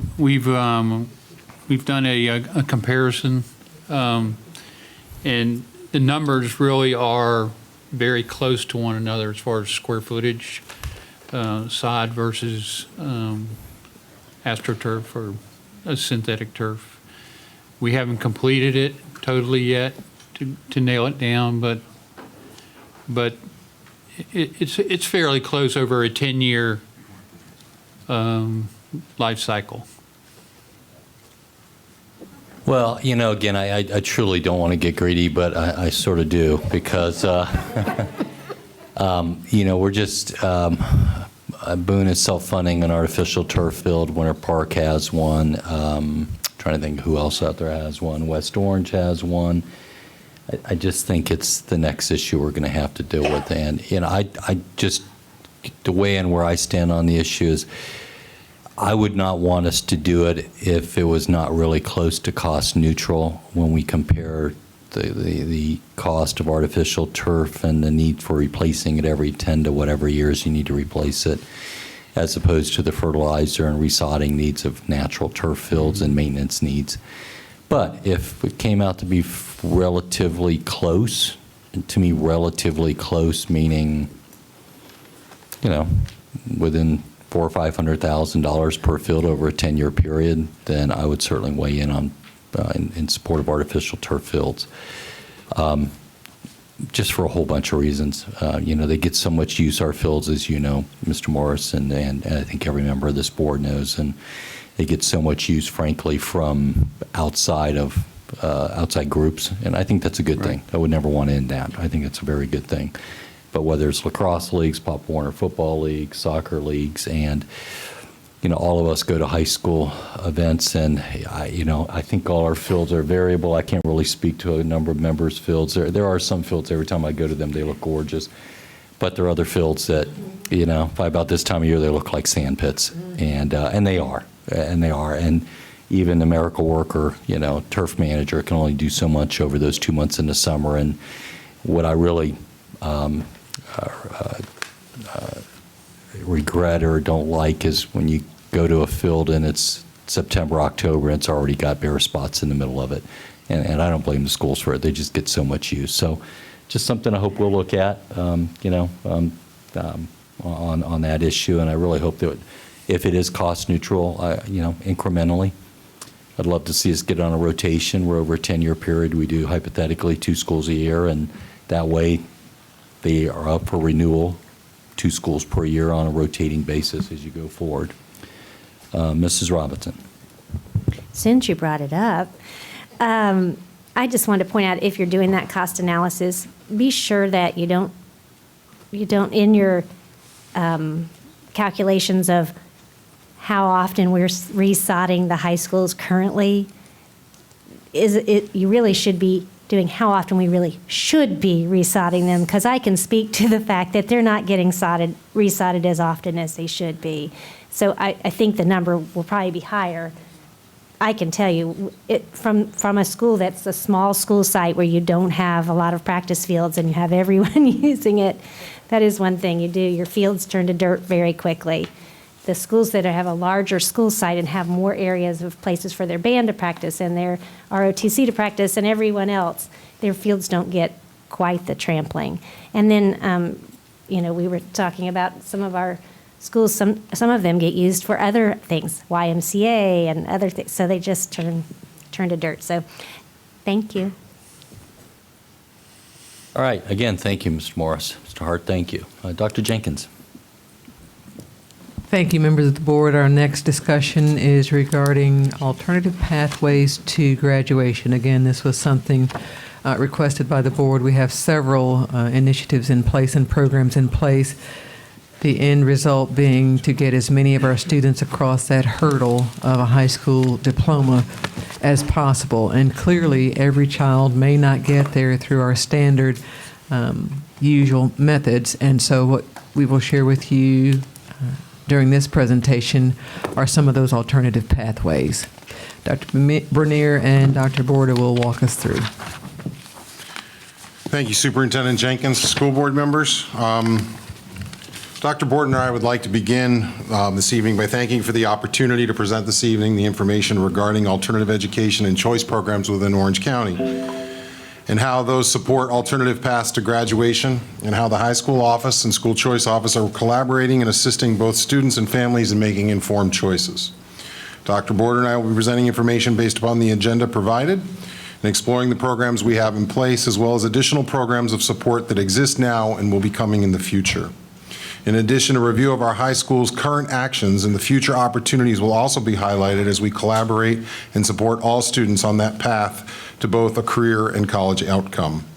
Dr. Border and I will also be using some student stories to highlight the needs of our young people and the vision you as school board members have to support all students, their stories, and reaching the goal of their high school diploma. As we all know, every student enrolled in OCPS has an individual story. Each of them are part of the tapestry our superintendent speaks so eloquently of. We hope people listening tonight will be able to envision that a family with opportunity and means could be working with a student who's a potential dropout. Additionally, there could be a student and family where everything is great and on track towards graduation until a tragic accident creates a paralyzed mother, and the child, who's both gifted and talented, now needs to become a primary caregiver. Our point here is that the story of the student and the family is an individual one, and having choices, and more importantly, making informed choices, is vital to ensure all of our students have a path to graduation. Our responsibility as educators is to learn and know that story, and to assist those families in determining the appropriate support and systems, as well as the interventions to allowing them to graduate. The vision and mission of our school board is focused and intentional. To support those outcomes, OCPS recognizes and supports that all students should have a path to a high school diploma, that families should be aided and supported in making guided and informed choices about those futures. Students should be best served by models that fit their needs. The utilization of choice options to best support our students and our outcomes are vital because they create pathways that support a diploma with both college and career options. To those end, many options and pathways for students to reach graduation. There are many options and pathways for students to reach graduation. The first of which is not even listed on this slide. In just a few weeks, many of us and all of us will gather at traditional high school graduation ceremonies and watch many of our students successfully complete the K-12 education process. Our high schools are strong and viable options for the vast majority of our students to graduate. And we should note they make incredible efforts before ever looking at alternative paths. However, some circumstances, those stories I spoke about in my opening slide, do create circumstances that warrant and create opportunities for students to be allowed to reach the same goal, a graduation day where a diploma is earned and the college and career pathway is open to them. Our choice pathways are provided here on this slide. Acceleration East and West, programs that target overaged incoming 8th grade students, and the curriculum and staff that seeks to accelerate these students to a path on a diploma, not in 5 years, but in 4, because they combine the 8th and 9th grade year right out of the gate. The Orange County Virtual School, it's OCPS's own virtual choice, providing full and part-time options for students from K-12. Beta, serving young women and their babies, allowing both to attend school and get the necessary support to both ensure that the student mother is well educated, not just in her academics, but also in making sure that her baby can be successful as well. AMI Kids is an alt-ed contracted site for middle school and high school students for education with special day treatment and partnered with the Department of Juvenile Justice. Project Compass, one of our great school-to-work programs, partnered with Goodwill Industries, servicing students from middle and high school. Universal, this is another one of our school-to-work programs with Universal Studios servicing students in high school. Pace Center for Girls. This is a contracted program with Juvenile Justice supporting young women in both middle and high school. And finally, Simon Youth. In partnership with the Simon Youth Foundation, formerly known as the Florida Mall Project, this program supports high school students in a school-to-work opportunity. These programs allow students to attend and work, to have mentors and career opportunities. Other programs support students successfully and help them deal with life circumstances, as in the case with Beta, where young mothers continue to learn and have daycare for their babies without separating the mother and child. These programs are for a spectrum of students from gifted and talented who may also be school phobic. Our virtual school certainly works with a number of students who have issues with attending the traditional environment. We also work with athletes and musicians and allow students to attend school virtually and yet still have a viable and flexible pathway. There are stories here that you've already heard and know all too well. For instance, no one attends a Beta graduation, usually held right in this boardroom, without tissues. You may show up the first time without them, but when those young ladies tell their stories of overcoming adversity and becoming successful both as a student and a mom, there's not a dry eye in the house. There are additional stories of success embedded in these programs, like a student who, after surviving the earthquake in Haiti and coming here with very little knowledge of the English language, not only is he graduating as he's finally passed his standardized test this year, but he's one of the students that will be awarded the 2-year Bridges Scholarship worth over $8,000 a year.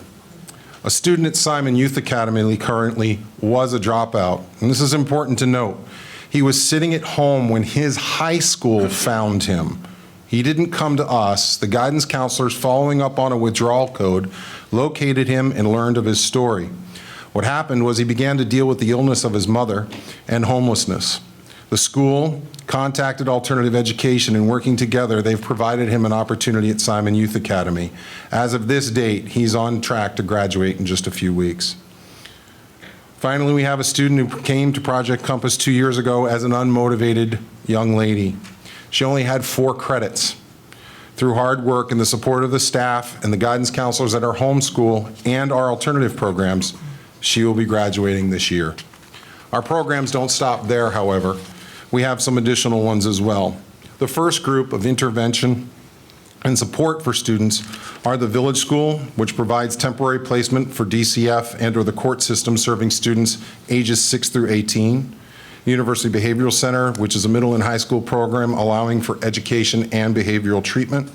And Devereaux, which is a contracted behavioral treatment program for 6 to 7. You see, these are additional OCPS programs to support young people in a transition or who need even more intensive support. And now we're going to outline some others where maybe students have made significant errors in judgment. Schools that can be assigned include Positive Pathways and the juvenile justice programs listed in the right-hand column. Positive Pathways, as you all know, is our Level 4 intervention program, providing an opportunity for even a student who committed a Level 4 offense to continue to attend school. The Juvenile Offenders Program is located at 33rd Street and is a partnership between Orange County government and OCPS to help incarcerated youth from the ages of 14 to 18 realize a graduation date. The Orange Regional Detention Center on Bumby Avenue is a temporary location for students who are involved in the juvenile justice system. They may be waiting an initial hearing or another outcome of a case that has not yet been decided. This program can serve students from 6 years of age to 18. Placement is temporary until a resolution to their case is decided. The Center for Education is located on Central Avenue. It's formerly known as the Juvenile Addiction and Receiving Facility, otherwise known as JARF. Partnering with various governmental agencies, OCPS supports truancy intervention here, as well as supporting students who've been arrested, as well as following up on court orders for drug testing and counseling. Placements here are also temporary in nature. The Youth Academy is a partnership with Juvenile Justice and serves incarcerated youth over near 33rd Street from the ages of 12 to 18. Again, all of these schools represent intervention programs, both short and long term, that support a student to either remain on track or obtain a high school diploma. The juvenile justice programs have been recognized by the state of Florida Department of Corrections for how we support our students.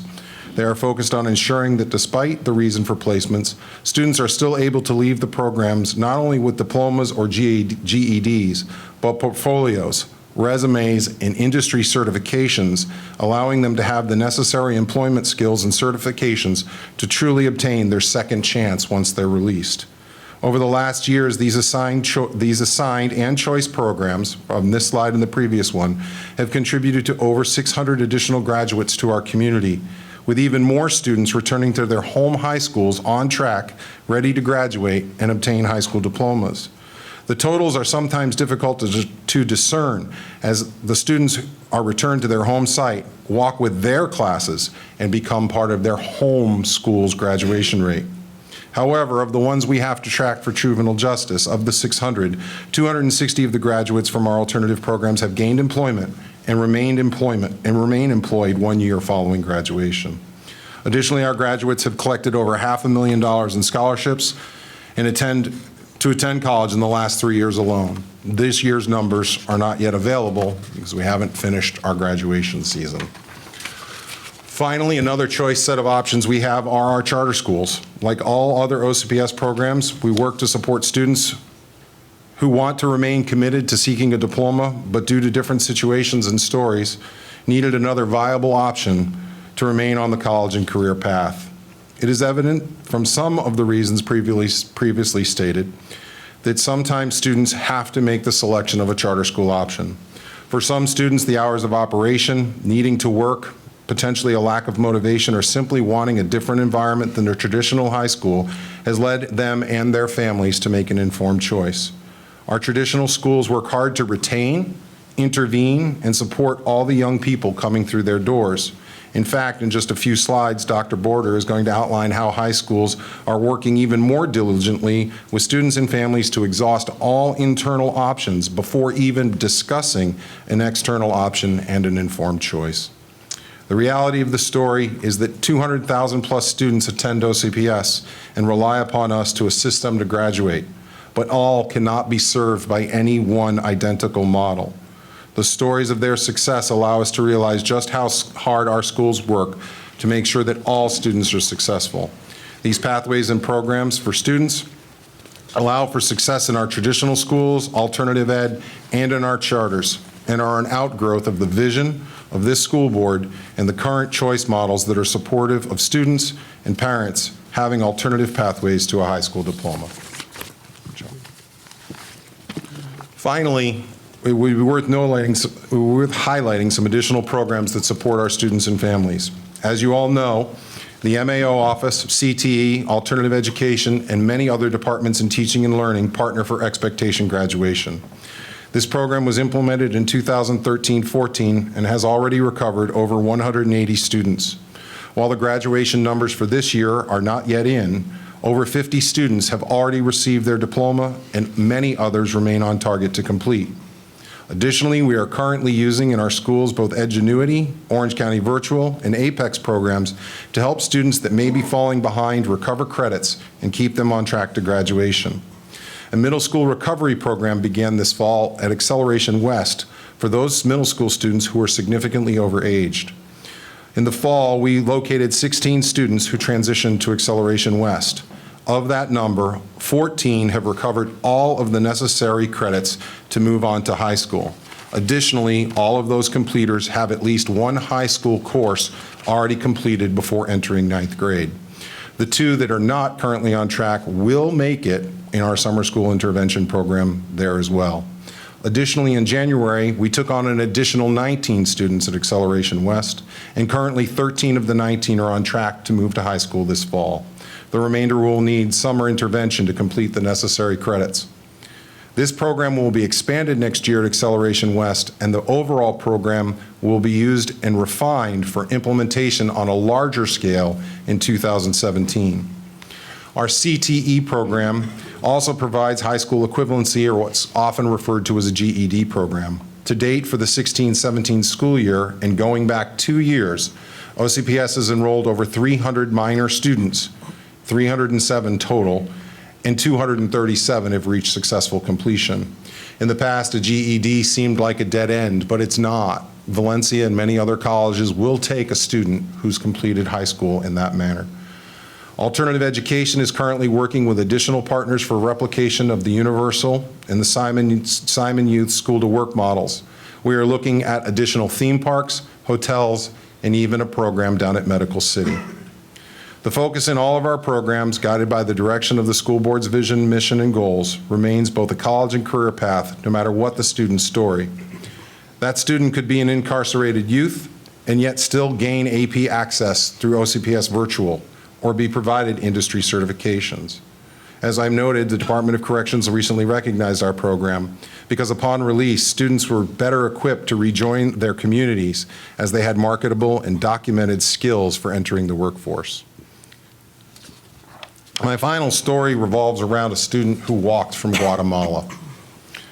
The student enrolled at Simon Youth came 3 years ago as an undocumented youth and again walking to the United States. Through the effort and support of his home high school and alternative ed, he now has residency and is on track to graduate. That should occur this spring at the Simon Youth event. At this time, I'm going to turn it over to Dr. Border to talk a little bit about how high school students can make this transition from the high schools here and the work that's done to ensure that it's an informed choice. Thanks, Dr. Bernier, Chairman Sublette, distinguished members of the board. Next, we will be sharing our current actions and opportunities to ensure all students have the opportunity to achieve success at their home high school. Beginning with conversations with staff. We've been discussing the importance of all of our students having the opportunity to be successful in our traditional high schools from July through the present. Discussions are recurring with our principals, assistant principals, counselors, and leadership team members. Strategies for success. We're coaching on strategies to effectively monitor student success and make necessary adjustments to chart paths for all of our students. One example is the use of quarterly reviews of grade point averages combined with reviews of student engagement in desired electives, co-curricular activities, extracurricular activities, as well as ensuring each and every one of our students has a positive connection with a staff member. We're also conducting a review of current student data. We continue to further our tightly coupled monitoring of academic performance for all students, starting with the first progress report in 9th grade. We're engaging counselors and parents from the onset and also working to ensure all students have that very necessary sense of belonging in their home high school to obtain success. Your screens aren't advancing. You're still on the same one, aren't you? You didn't change slides. We have. Do you? Current actions, right? Oh, yes. We're also action planning with our high school principals relative to our trends. Our principals have reviewed their charter school attendance and identified trends in their data and have set action plans for identified students. Also, I want to highlight the Khan Academy as one of our current actions. Orange County Public Schools is still at the top of the nation with Khan Academy usage across our high schools.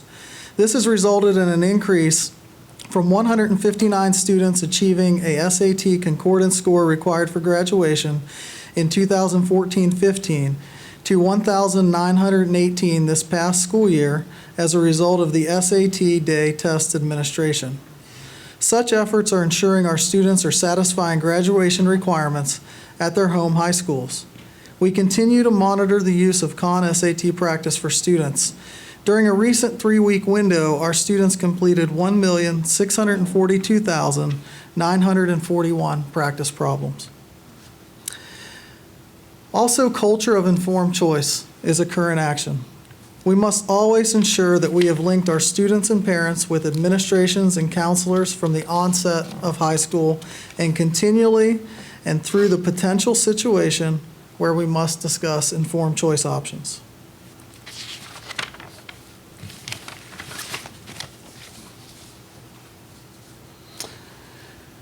Next, we'd like to talk about opportunities that we have within the high school office. Based upon some of the trend data that was discussed earlier, the high school office will be facilitating periodic conversations between our high school principals and their feeder middle school principals regarding overage students that are rising to 9th grade so that we can begin forming relationships with those students early and their parents, and also discussing future goals and plans for accomplishing a career and/or college-ready success at their home high school. We also have an opportunity to increase credit recovery options. By doing so, this will allow us to provide opportunities for our students to continue making progress for maintaining their age-appropriate level in school and also to remain on target for graduation. Another opportunity is to review student information prior to making an informed choice. Schools will submit documentation to our high school office in advance when wishing to recommend any student that has been attending Orange County Public Schools and is under the age of 17. This review will include transcripts, quality of core instruction, interventions including tutoring and reteaching, and also all conversations that have occurred with the student and their parent regarding academic progress. We must ensure that we know the story of each and every student before having to have informed choice discussions. At this time, I'd like to share the story of a senior, TR, from one of our high schools this year that was in a horrific car accident, requiring them to miss almost 10 weeks of school where they couldn't attend for a full day. They slowly came back, period by period, and are now back full-time on track for graduation. Because that high school took them under their wing and provided that safety net, the student was able to continue receiving their core instruction. They were able to work with them to get their assignments done and remain on track for graduation at their home high school. Additional opportunities. We must ensure that failure is not an option. Our kids are not checklists, and we must find out what makes each and every one of our students laugh and cry so we can ensure that each of them end up with a diploma and ensure they are career and/or college ready. This involves our entire staffs at our high schools, ensuring that we have an adult advocate for each and every student. We thank the board for their support that has allowed us to bring additional counselors, and will bring mental health counselors and social workers that will continue to support our efforts as we move forward. Let me tell you about student GB, who is already here in Orange County in the workforce, but GB arrived to us about 7 years ago. GB was a student who was moving here with his grandfather. He had lost his mother as a result of domestic violence. He was sent here to live with his grandfather. The first 9 weeks, GB had multiple physical altercations at his home high school. He had a GPA of less than 1.0. Because his home high school, he had adult advocates that took him under his wing, knew his background, worked with him. GB was able to get back on track, graduate. He was also on track in 10th grade. He went to the Career and Technical Education Mid-Florida Tech campus. He now serves as a paramedic in Orange County. Strengthen mastery learning opportunities is something that we also must look at. We will continue working with all schools to afford students the opportunity to master content. This includes having the opportunity to make assessment revisions as students will examine errors in their reasoning, attend tutoring, complete additional practice, and then have opportunities to reassess on content to demonstrate mastery. Let me tell you about a freshman student, KT. This year, at the end of the first 9 weeks, KT, all F's and D's on his report card. By working with the parent and the student and making sure that KT knew about the tutoring opportunities on campus, the ability to examine his errors in reasoning and make revisions, to work with his teacher, to complete additional practice and homework, KT was able to get back on track.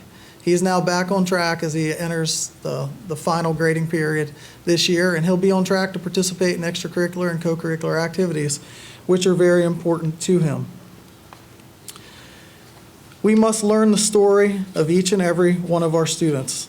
Between our informed choice options that were discussed by Dr. Bernier and the work of our high schools, where our staff are working continually and doing outstanding work to ensure each student has a safety net, we continue to achieve positive results. However, we will not rest until 100% of our students are able to graduate career and college ready from their home high school. We appreciate the opportunity to present tonight, Board, and we turn it over to Superintendent Jenkins. Dr. Bernier and Dr. Borda, thank you for that presentation. I think it's clear we are focused around student success. And by any means, we want to and intend to get our students across that hurdle. Without a high school diploma or equivalency, their ability to earn a decent living wage is detracted from significantly. And so it's our goal to make sure every one of our students have those opportunities. It will impact the rest of their lives. We are happy to answer any questions you might have, and certainly to listen to your discussion as well. I think what I'm very proud of is what the newly created high school office has been able to do to bring about consistency and extreme focus in all of our high schools. Very pleased about that. And Dr. Bernier continues to run his program with extreme fidelity, and we're pleased with his progress as well. But first year for a high school office, outcomes have been significant. Chairman? Well, also thank you. Both y'all are such a joy to work with, and we're always so incredibly impressed by your entire team, Dr. Jenkins, so thank you. Especially the number of options that you just delineated that students have. I think that's incredible.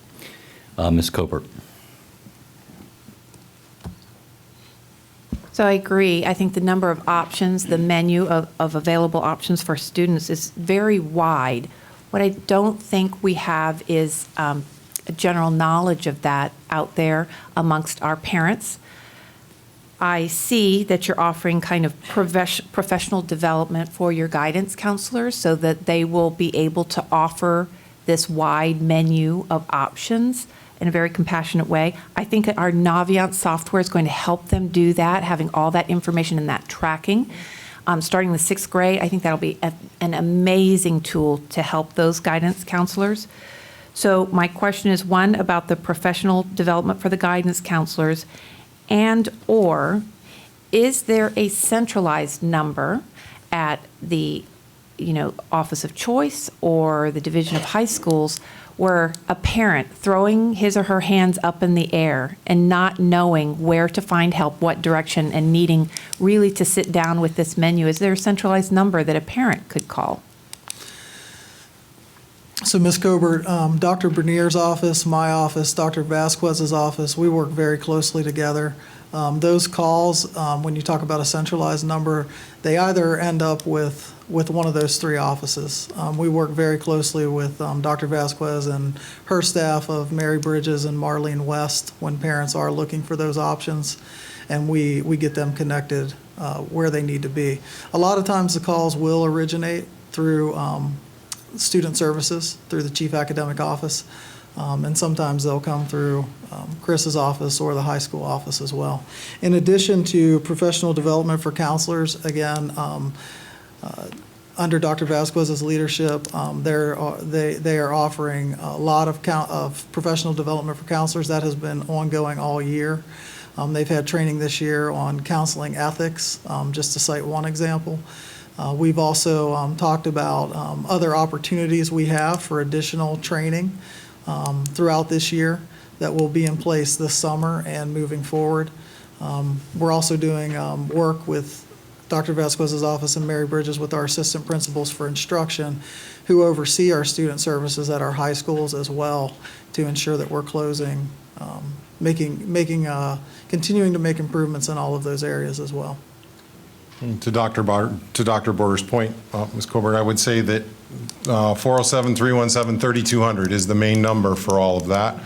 And all it takes is a parent saying something like, my child is in high school and I don't know what to do, I need other options. That's usually how most of our dialogue at the school choice office begins. Tell me more about your student, what are you looking for? With Harold and I working very closely together this year, it's led to conversations with him about, hey, this parent's coming away from the high school, I think a little bit too early. Maybe we can work with that and certainly work with the counseling staff. Because those are some of the questions I have. Have you talked to your school counselor? Have you talked to your school principal? And when those answers are no, it doesn't mean we don't provide the resources and talk about what options are there, but we really want to drive them back to the home high school to continue to explore all the interventions that are available at the home high. And to just support Dr. Border and what he's saying, we've been invited both to counselor meetings and API meetings this year as a school choice department to talk about what options are out there. But we consistently use that phrase informed choice and the idea of you need to exhaust the resources of the home high school or the home middle school for that matter before choosing and to dialogue with a parent about an outside option. Mrs. Robinson. Thank you. I too love seeing all the options, and I'm so thankful we have so many options because we know we need all of them for so many students that have so many different needs.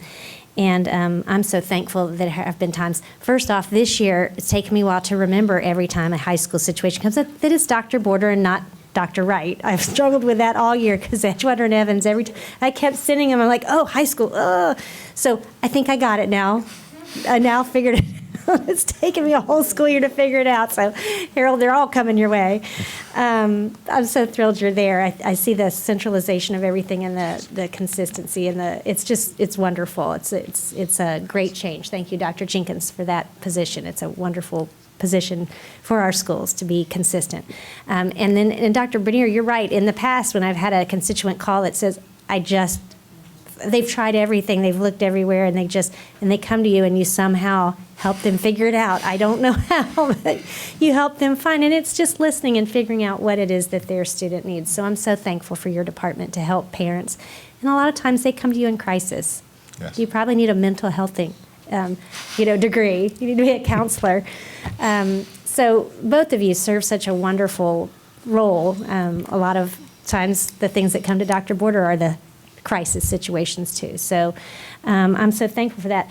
One thing that I think's been interesting to me, having gone through with my own children, and then mostly with my mentees, the thing that's been interesting, my mentee in particular probably should have left the traditional high school for what was best for him sooner and gone to something different. But because of we've talked about this before, because of FCAT scores, and that technical options weren't, the Orange Technical wasn't an option just yet for him. And also, when they're an athlete, they don't want to leave their home school. They don't want to leave. They want to stay. They want to stay. They want the big traditional high school and all the sports. And so it's really interesting to be on the other side. It's like, but this is really what's best for you. So I'm thankful that you are willing to look at all the options and that you're trying to keep them at their traditional school first, and then going to the next option. One question I did have is, I was under the impression, and I've learned since, that you can do a 5th year at your traditional high school if that's what you want to do. If that doesn't bother you that you're a year older than everyone else, you can do that. So I know that messes up us with our cohorts and all that kind of crazy stuff, but it doesn't mess up our cohort okay. So are families aware of that, or do we automatically start offering other things in an attempt to get them out in 4 years? So again, kind of situational, but we do look at every student who doesn't quite make it, may not quite make it for summer graduation, and how close are they, and which way is it trending? And we have so many students who have made such great improvements, and they just didn't quite get there, and so they are back with us for their 5th year. They may not be there for a whole day because they only may need a few credits. And we also have a course recovery lab at our high schools, which once they've taken a course, they're able to recover the course through that process as well. So we are open for 5th year seniors that are committed and wanting to graduate to come back. And we've talked with our principals about making sure that message is there. We'll be looking this year, Ms. Robinson, at every student that doesn't make it across the stage, right, and seeing where they're at and what the next steps are. And for many of them, that may be returning to their home high school for a 5th year. Okay. Well, I'm glad that is something we're looking at, and that we do look at it per student, because I just have been, I assumed we couldn't do that, and that's why they ended up going to Sheeler or one of the other alternative credit recovery schools. I made an assumption. So I'm glad to know that that's not the case. They can stay for the 5th year. Now, I understand, I'm assuming they're not eligible for a 5th year of sports. Correct. Correct. Which is what some of them, I think, would like to do. Yeah, correct. Can we play basketball one more year? Nice try, no. I know. They have So can they do other extracurricular? I mean, if they're coming back for a 5th year, depending on the situation, most of them, it's just for a couple classes. And so, they're really not there for the full day. They're not even there for a full day. But as far as extracurriculars, I mean, if it was a club or things like that, they could do those if they wanted to. As far as FHSAA, they only have the 4 years for that. And then there's some age restrictions with it as well that come into play outside of the 4 years. But Right. yeah, if they wanted to participate in the other extracurriculars, they could. They could do Chairman. that. So if I might add, because I think you raise an important point, Ms. Robinson, when we do our expectation graduation, there is a shame, sort of a hesitancy of coming back among the high school students who know that they should have graduated. Dr. Board is correct. Most times when you say you don't even have to go in classes with other students, you can be in a lab and credit recovery, and we can get you over that hurdle, they brighten the notion that they can come and get it taken care of without what they feel might be an embarrassment of being among those students that they should have graduated ahead of them. The credit recovery lab is the most attractive to them. Thank you. Mrs. Gordon. Right, thank you so very much, Dr. Jenkins, and thank you, Mr. Chair. In reference to, I know the restructuring, I'm like Ms. Robinson in a way, I was trying to really learn the restructuring. When Dr. Fritz left, what position was he holding? I'm trying to just get my bearing here. That's what I meant. Yeah. Yes, he was chief academic officer. Oh, okay, and we did not have a chief of high schools, did we? Now, you know what, before his departure, he was going to transition into that role, but he thought so. departed. That's what Yeah. Daryl and I were trying he to, so left. if she hears us, because we were trying to figure out, he had started meetings with us. And then he got, And then he got promoted back to his district that he came from. that's correct. Okay, because I knew that he started meeting with each board member in reference to asking us, what did we see, what was right with our high schools, and what do we feel, could need, was there room for improvement? And I thought that this was very, very good, because I don't think we'd ever been asked that by anyone before. We pretty much would come to you and just share our concerns, but I thought that was great, because I think most of the board members had given some information that would have been very beneficial and vital. I saw that a couple things that he must have taken back to you, and you were able to take care of them. So I'd like to know, not tonight, but where is that report, and will it come back before the board? Because he had started a report on what's right and what's wrong with our high schools, and is there need for improvement. I thought that was excellent. I do want to say this is very, and I know that Dr. Bernier his work is tireless. I don't know how he does it, running around with all of the charter schools and then all of our choice option pathways to help improve our students, but this is a very thorough and very fine report.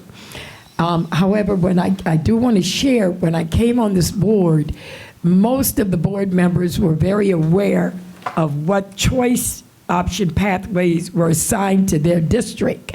And we were very, very close with those programs. I don't know, and I don't think it's leadership.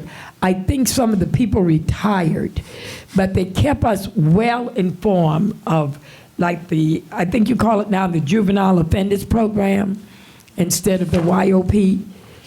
Okay, that no one has given that to the board since I've been sitting on the board, that all of these changes are being made, and these assigned programs and choices are in our district, which we were totally, truly, deeply embedded and involved. We would visit the Beta. I remember Beta. I didn't know Beta was not in my district until I've been to the graduation, but went to one. And then Ms. Robinson said, well, you're not the school board anymore. And then I said, well, dog, I don't know if I would have gotten off my job today. I would have saved my day or whatever. But I mean, because it's hard, you have to use your days for whatever you can, because by state law, you don't have that many. But I thought that was a little embarrassing, to be told at a graduation, well, that's not assigned to you anymore. And then I think there was another program in my district, and they said, oh, that's not in your district anymore. So I'm saying all of this, that we were very, very close with a lot of these programs, and some of the school board members, we shared it. I know in Ms. Colbert's district, there were several programs that Ms. Roach and we shared together to make sure that they were covered by board. But I'm not aware of what's going on. I know when JoJo was still over at at Orlando Tech, he would make sure we did the first graduation there, and the students did not have robes. And because we went to the superintendent, and I think, Dr. Jenkins, you were just coming on board, you saw to it that we were able to get those families in there and get robes for those students at 33rd Street Jail and give them a very proper graduation, which those kids cried. You think they cry at Beta, you should see them crying on 33rd Street. But the person that was over all of those special programs, the one that was on Central, that program, and that was a heavy heavy program with our students on drugs and stuff. I don't even know if that's in existence anymore because I have no contact with anybody of knowing what's going there. I could go down the line on these special programs. Some of the programs, the people who runs the program, like the University Behavior Center behind the scene, they personally contact us. They're not our staff, but they'll say, will you come out and speak to our kids? I no longer have a connection with any of those special programs within my district like I had before. I don't know if it's the change of leadership. I don't know. I'm not informed. I don't know if the other board members are. But I think if they're in our district, they're under our names, people call us. Now, I get the calls for the 33rd Street, and I get the calls for the other youth offender. I also used to get the call from Michigan, which is in your district. But, and I still was getting the calls for the two that had moved in Ms. Robinson district. But if there could be a way of connecting with the board member to let us know who is the contact person. And we want them to know we are just as much as their board member, and to those families and our constituents within that area as we are to our high school, middle schools, and elementary schools. So if that could be made plain for us, because we have more programs now than ever before, but there was a contact given. I think that most of those employees probably have retired. And those that are coming on don't know to contact us and to let us know that those are programs that we as board members are accountable for to you in so many ways. And there are things that we can do within those programs that can help to better those students within the program. I know that right here, when the women were right here at the jail, we kept a major program between the technical school because they were in there teaching, and myself as a board member. But I don't know what's happening. I know we're doing it, which I think is great, but I don't have a connection. So if the other board members have a connection and they can let us know how you are sharing and doing it. I know Ms. Robinson had the connection with Beta, and I'd always had Beta, even though Beta was still on Ms. Colbert's side because of where they were located. We kept that with Beta because a lot of the churches in my district work and serve and collaborate in a partnership with Beta. So a lot of these, I didn't know Orange County Virtual. I don't even know who and what. Where other than I was, embarrassed again, at the graduation, they say, well, you're not the person. And I'm going, well, I don't want to be told that at the graduation, even though I love to go and come. But I think it needs to be a better way of connecting publicly for us as board members to let us know if we have the PACE. I think I got assigned PACE because Rick could not go to PACE often. And then I couldn't go to Compact, but now I can't go to Compact. And I would try to go, but that's not working either. So there is a need that they need to know that we are a voice for them. They are just like any other school. They're high schools, which they are, and they're choice option schools that they're in our district. We are responsible in some way of reporting back to you on the progress of that school and knowing who our contact person is and being invited to the events and we doing things for them. They're entitled to a portion of our budget that we get and to do things with. So if Dr. Jenkins, that is my part on this agenda when it comes to the alternative pathway, but I do want to say that you all are doing a great job with the alternative schools within the district, and you're doing an outstanding job even with the charter schools, because I think you just make them feel that they are totally a part of us. But I have to say for the record, they are not totally a part of us by using the word public. They have their own school board, and that needs to be told. We cannot go in there as a board and tell them what to do. We are only there as a partner to help them follow the state rules and guidelines. But we are not their voice. We're not their voice for per school board matters. They have their own school board, and I would like the record to reflect that. Thank you so very much. But very fine report, Dr. Jenkins, coming from your staff. I love all of the alternative problems. I want to salute you.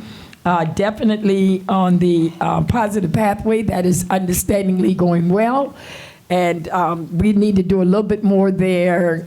Maybe we can get the felons kind of branch into how we're doing, because our felons are still out there, and we just don't want our felons to continue to stay in jail.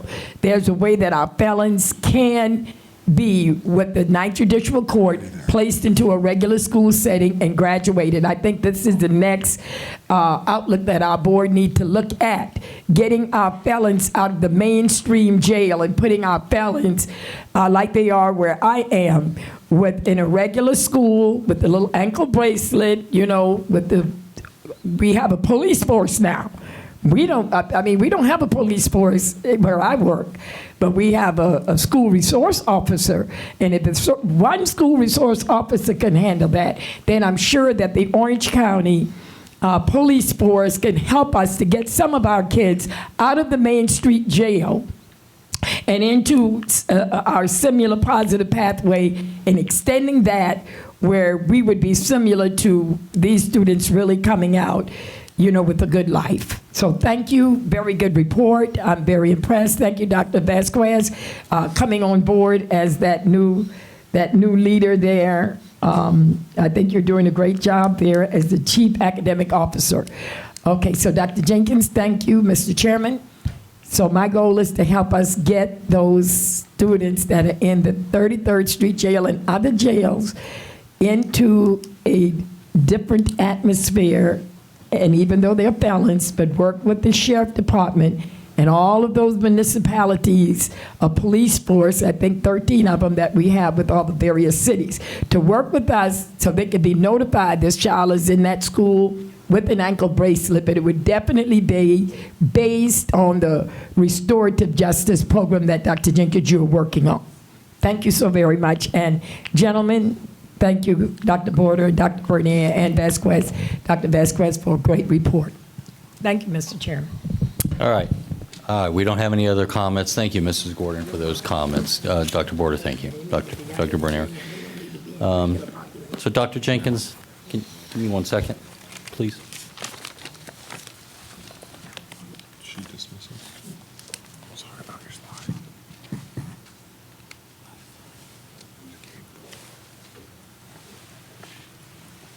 Okay. So, Dr. Jenkins and Ms. Corrin, tell me if there's any reason why we can't do this. It's getting late. It's 7:15. I think all the board members, I need you all to pipe up if you have been briefed on these Code of Student Conduct changes, wellness policy changes. So I know you all lay awake at night with giddy excitement about, oh boy, I get to come make a presentation to the board after 3 hours tomorrow. But I'm wondering if we can legally dispense with the presentation, but still, because we have advertised it, ask if there are any members of the public who have come to give a comment, ask for board consensus on the proposed changes, on the fact that we have been prior briefed on the changes, because I don't see anybody out there in the public who's here to provide us with comments on it. And I'll ask. I know I need to ask. Tell me, Ms. Corrin, talk to me. Trying to press. Oh, there it goes. I would recommend that each person comes up and does a very quick blurb of what they are presenting so that we can have all of our bases covered in case there is a question in the future, perhaps at a school board meeting when we are going to possibly pass these policies, so that we can say that they have been presented. I don't necessarily believe that it needs to be the whole kit and caboodle, but a presentation, in my legal opinion, is appropriate. So would it be adequate then to just ask each presenter to, without going through the PowerPoint, to verbally summarize what the changes are? Or do you feel that we need to go through each PowerPoint? I would state that so long as they come up and they refer to the PowerPoint's existence and they discuss what was in the PowerPoint, that should be sufficient. Okay. Dr. Jenkins, are you okay with all this? Okay, board members, are you guys okay with that? Okay. Yeah, Mrs. Gordon, yeah, please. I was just going to ask, like you said, I think all of us were briefed, and it was an extensive meeting, which is fine. It always is for me. But only the changes, can we ask General Counsel, Assistant General Counsel, just the changes, just to highlight the changes, because we all are very aware. Okay, thank you. Yes, ma'am, I'm just asking them to do a very quick presentation, standing up and saying, here are the changes, and that way we can cover all of our bases. You guys made my night because none of you look too crushed that I asked this, so. Dr. Jenkins. It is that time of year for our wellness policy, IHAM. Ms. Laura Gilbert, tell us briefly what the changes are to the policy. Good. I can summarize this quickly. The changes are, in terms of our current policy, we have that the healthy school teams set the goals. The revision to the policy is that nutrition messaging should be available not only to the classroom but to the cafeteria.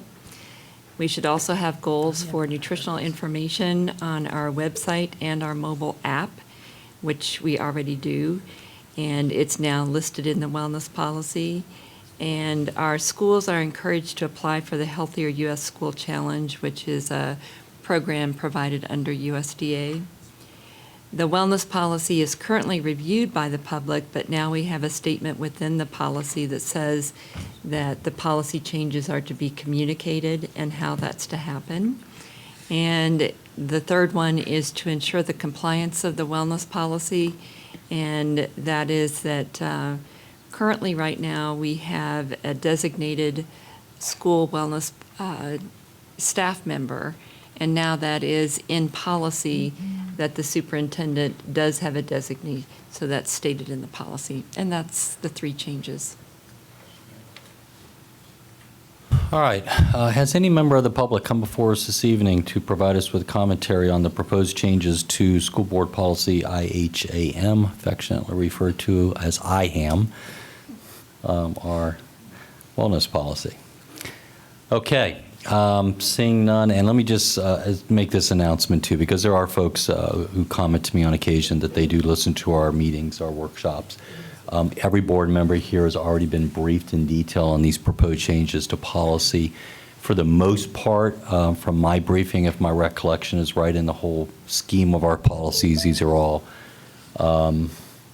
relatively minor changes, many to bring us in compliance with changes in federal or state law.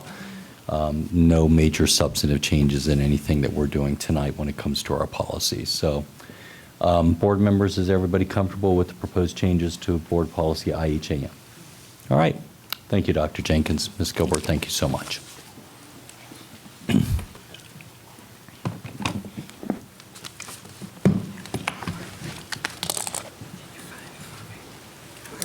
Rule development workshop, members of the board, has to do with our student code of conduct. As the chairman mentioned, you've all been briefed extensively.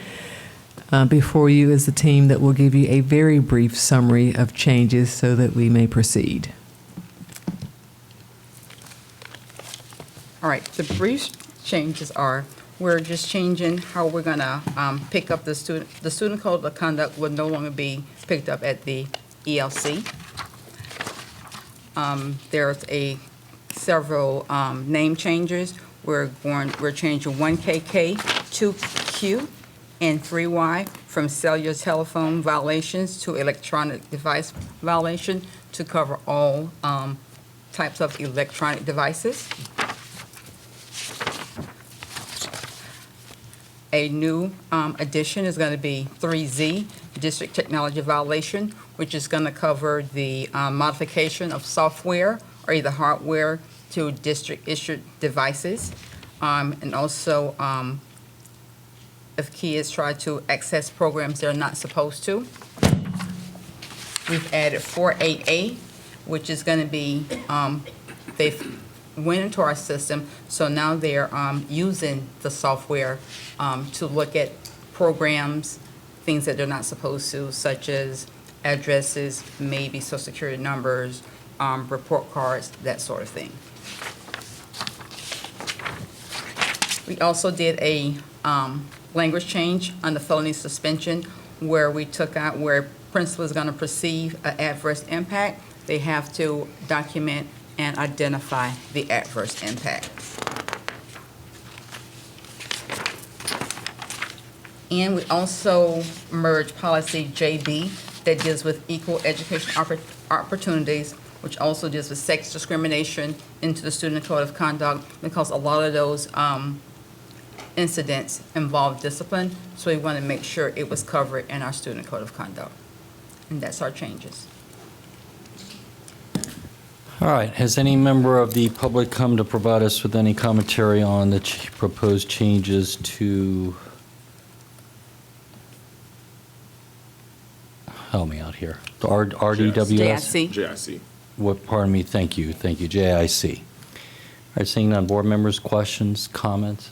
All right, is everybody comfortable with the proposed changes? All right, thank you so much. Sorry to keep you all waiting so long, but thank you. Dr. Jenkins. That concludes the agenda for our work session, Chairman. Okay, all right, everybody, well, have a good evening. We are adjourned.